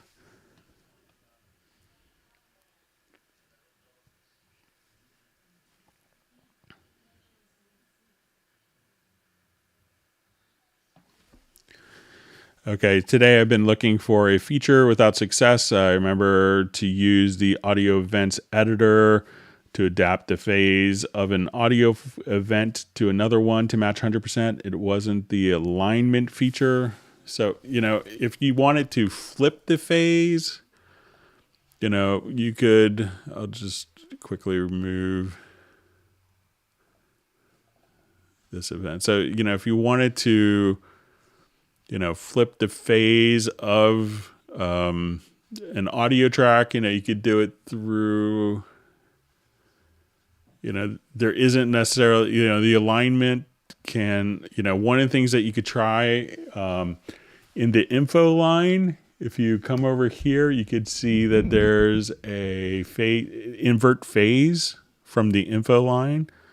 So you could try that, within the sample editor. You could also just kind of, if you go to audio to processes, at this point you could, invert phase on the particular track or event. So you could do that as well, but there isn't one that allows, the alignment. A lot of times people will use that to kind of get the phase as well, and you could also kind of do it from the channel strip. So if you go to the EQ, there's a phase reverse switch right there. So that will do it on playback, but not necessarily, change the actual editing and the position of it.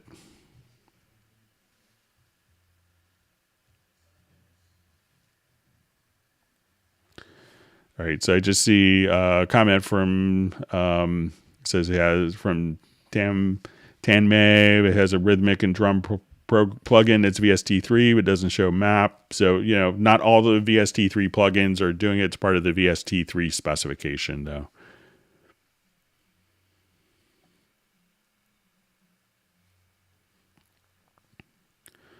Okay, just realized I forgot to mention on my question that was to display the chords of the chord tracks on the score editor. Forgot that part. Okay, so I'll just jump back. I'm just going to revert this project. So if you wanted to, show the chords in the chord track, there's a couple different ways of doing it. So if you're in a score editor,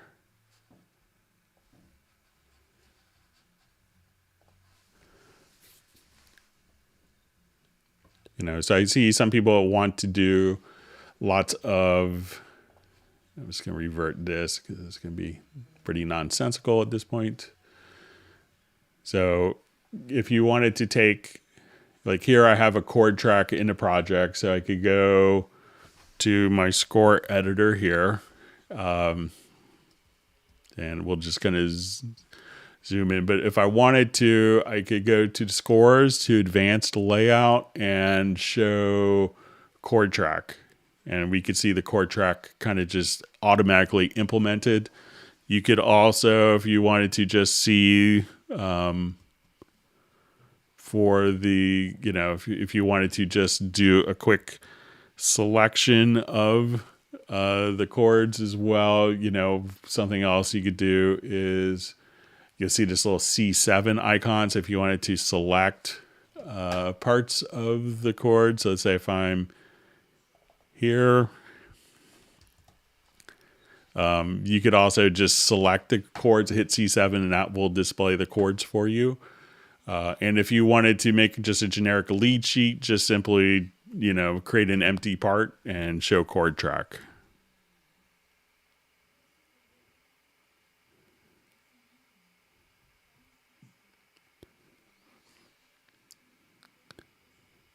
All right, so just see a comment from Gareth. I should have known Greg could have moved an entire house. It wasn't fun summers, so it makes me appreciate any job that's air conditioned. So, but it'll make you appreciate college. All right, so I know we had some questions mailed in. I think I got to comment to a lot of the different people.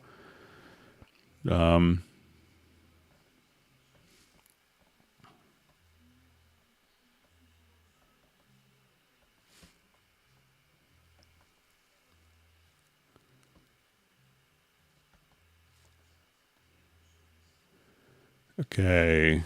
I think we got a lot of these. All right. So we had a question from Rick Ballantyne.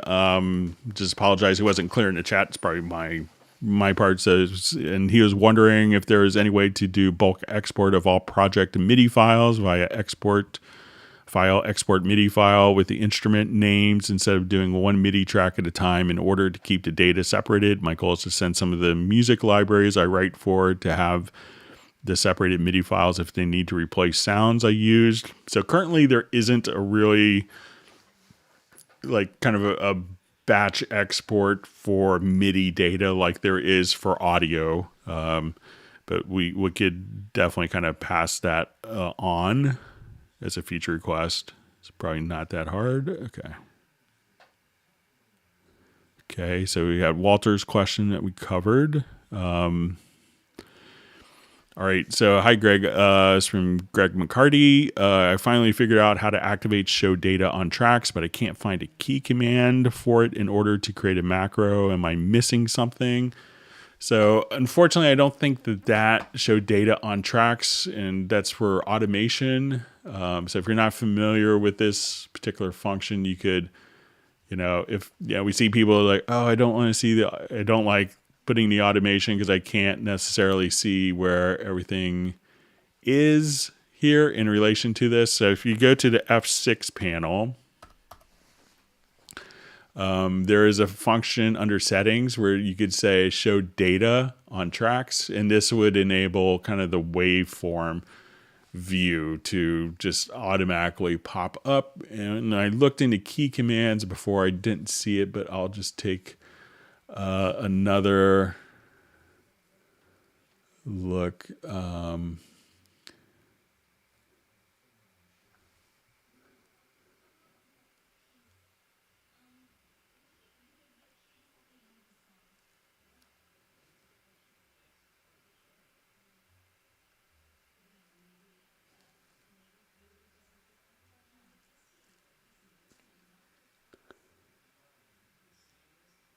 Yes, I don't see a particular way to access that one function with a key command to incorporate it into a macro. So sorry about that, Greg.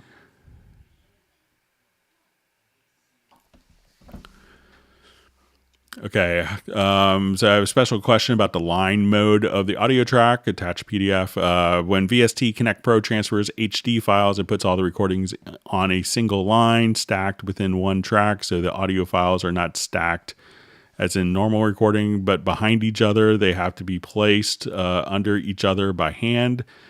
Is there a command for this to put overlapping audio tracks on separate take track for a song recording when up to 20 different versions are being made? This would be a big help. Or for drum recording, if you have to manually separate the recordings to 16 tracks in line mode. All the best, Peter. So I don't know. That's kind of how it's working during the transfer process. But I think I'll have some meetings with that team in the future, and I'll kind of see if they have any insights into it. But that's kind of the behavior that I see as well, Peter. Sorry about that. Okay, so a question. Hey, when I export my stereo track, the created audio files mono, no panning whatsoever. I didn't change anything in the audio mixdown field, Cubase Elements 10.5. What am I missing? So it could be that, if the master bus, check your audio connections and make sure that your outputs here are set to stereo and you don't have a mono bus. If you see a mono bus, just try to temporarily disable it and just have a stereo bus, because this is kind of the channel width. It's configured by what settings, what channel widths you have configured here. In the export audio mixdown, there may be another option. So if you come over here where you could choose, and this may look slightly different in the Elements version, but there'll probably be like a mono down mix function, so that you could, just simply choose to, do a mono down mix. It's a little different here. But yeah, so you may see something that would indicate a mono down mix. Make sure that that is not selected. And I think it's going to be one of those two things. Okay, so we have a question from PMO Sullivan. You probably know of the CLA Epic that has been released during Black Friday. I was watching different reviews on the internet explaining it, and that it would be difficult to emulate in a DAW. But is this the case? Wouldn't it just be instrument send to delays and reverbs, and a reverb to the send of the delays as well? The benefit would be is I could use my own plugins and not CLA Epic's version. Am I missing something big here? So I kind of looked at a video of it for 10 minutes, and I just got a Facebook friend request just a couple weeks ago from Chris Lord, Algae. So, but it seemed like when I looked at it, I just said, okay, I could make it was basically delays that could feed into, or reverbs that could feed into delays. So if I was doing something similar, I could come over here and what I would do is just create these as groups because you have a lot of flexibility for routing. So I would add like 8 group tracks. I think you could do this pretty easily. Maybe it's not as easy in other programs. But I would just come here and say, okay, for the inserts, I wanted to have, we'll start with reverb. So let's say, okay, I want to have a Rev X hall. I want it to navigate down to, a revelation to, let's say, a reverence.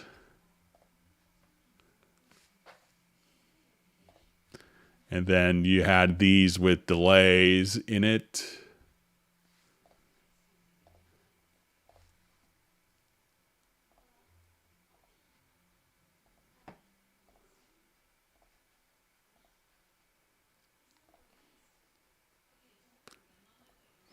And then, if you put it as groups, what's kind of interesting is now, if I wanted to, I think we could actually let's see if we could save this, and once you kind of have that set, we could just save a track preset and we'll call this epic. So now if I wanted to just, come right over here, I could say, okay, let's do a new project. And let's,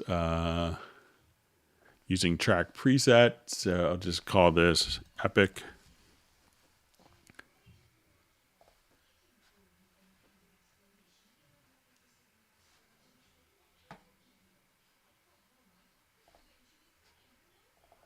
And then I could just kind of call it up. Let's see if it's, but it just seemed like, you could, I thought it was clever that it was kind of his ideas to do it, but you could just simulate that, I think, pretty easily inside. I know I've done that a lot, sending a reverb to a delay to a reverb and stuff like that. So.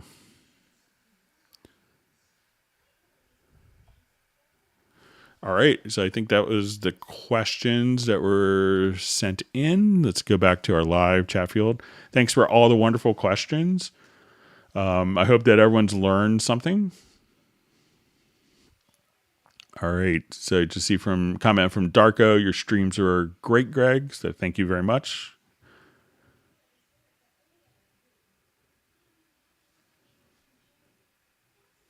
Okay, let's just move on, see how we're doing on time. So we have just a couple more minutes before we wrap up.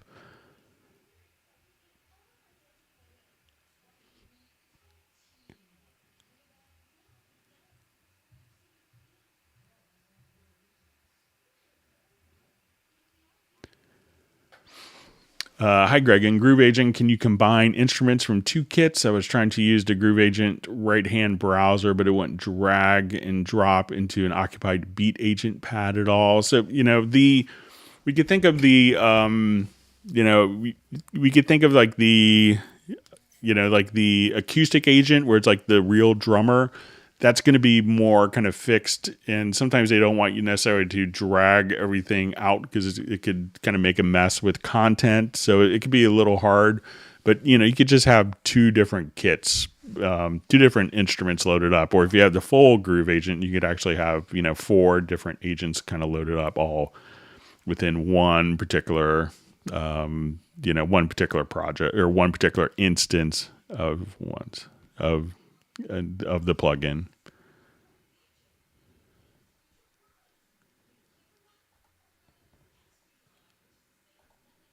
Okay.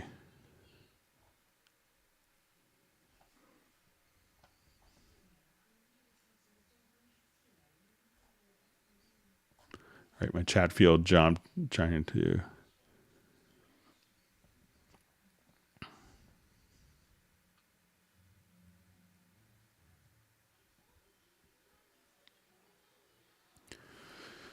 Okay.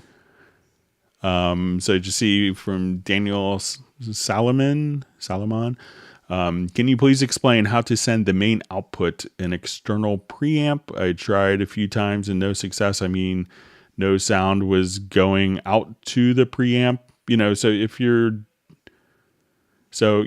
you're going out of the, if you're doing, if you want to work with an external preamp, you could just take the audio out of the preamp, and at that point, the audio out of your audio interface into the preamp, into your monitoring. If you wanted to incorporate the processing of that preamp, what I would do is just go to your studio menu, and I would just configure it as an external effects. So you go to your audio connections, and this is in Cubase Pro. You'll see external effects, and what you want to do is, say, okay, this is our preamp. And as we come over here, you want to basically, if you need an available input and output inputs and outputs of your audio interface. So with this, if you're going stereo, you'd want to have like your stereo out going to your monitors and stereo out or mono out going into the preamp, out of the preamp back into your audio interface, and define the connections here. Then if you wanted to incorporate that on a particular track, all you have to do is, go to the mix console and the master bus. If you wanted to have that as like kind of your glue, go to external plugins, and then you could just have this, and you'll see this little measure delay, and that will ping the system and compensate for the delay. All right, so we're just about out of time. I just wanted to thank everyone for a wonderful hangout. I want to thank Agent K. I know he's doing moderation, and everyone else that helps other people kind of fielding questions before I could get to it. We'll be doing another hangout on Tuesday, starting at 1 p.m. I want everyone to stay safe and healthy, and we will see everyone Tuesday. And you could send questions to clubcubase@steinberg.de. And we hope we will see you again on Tuesday. Please take care and have a wonderful day.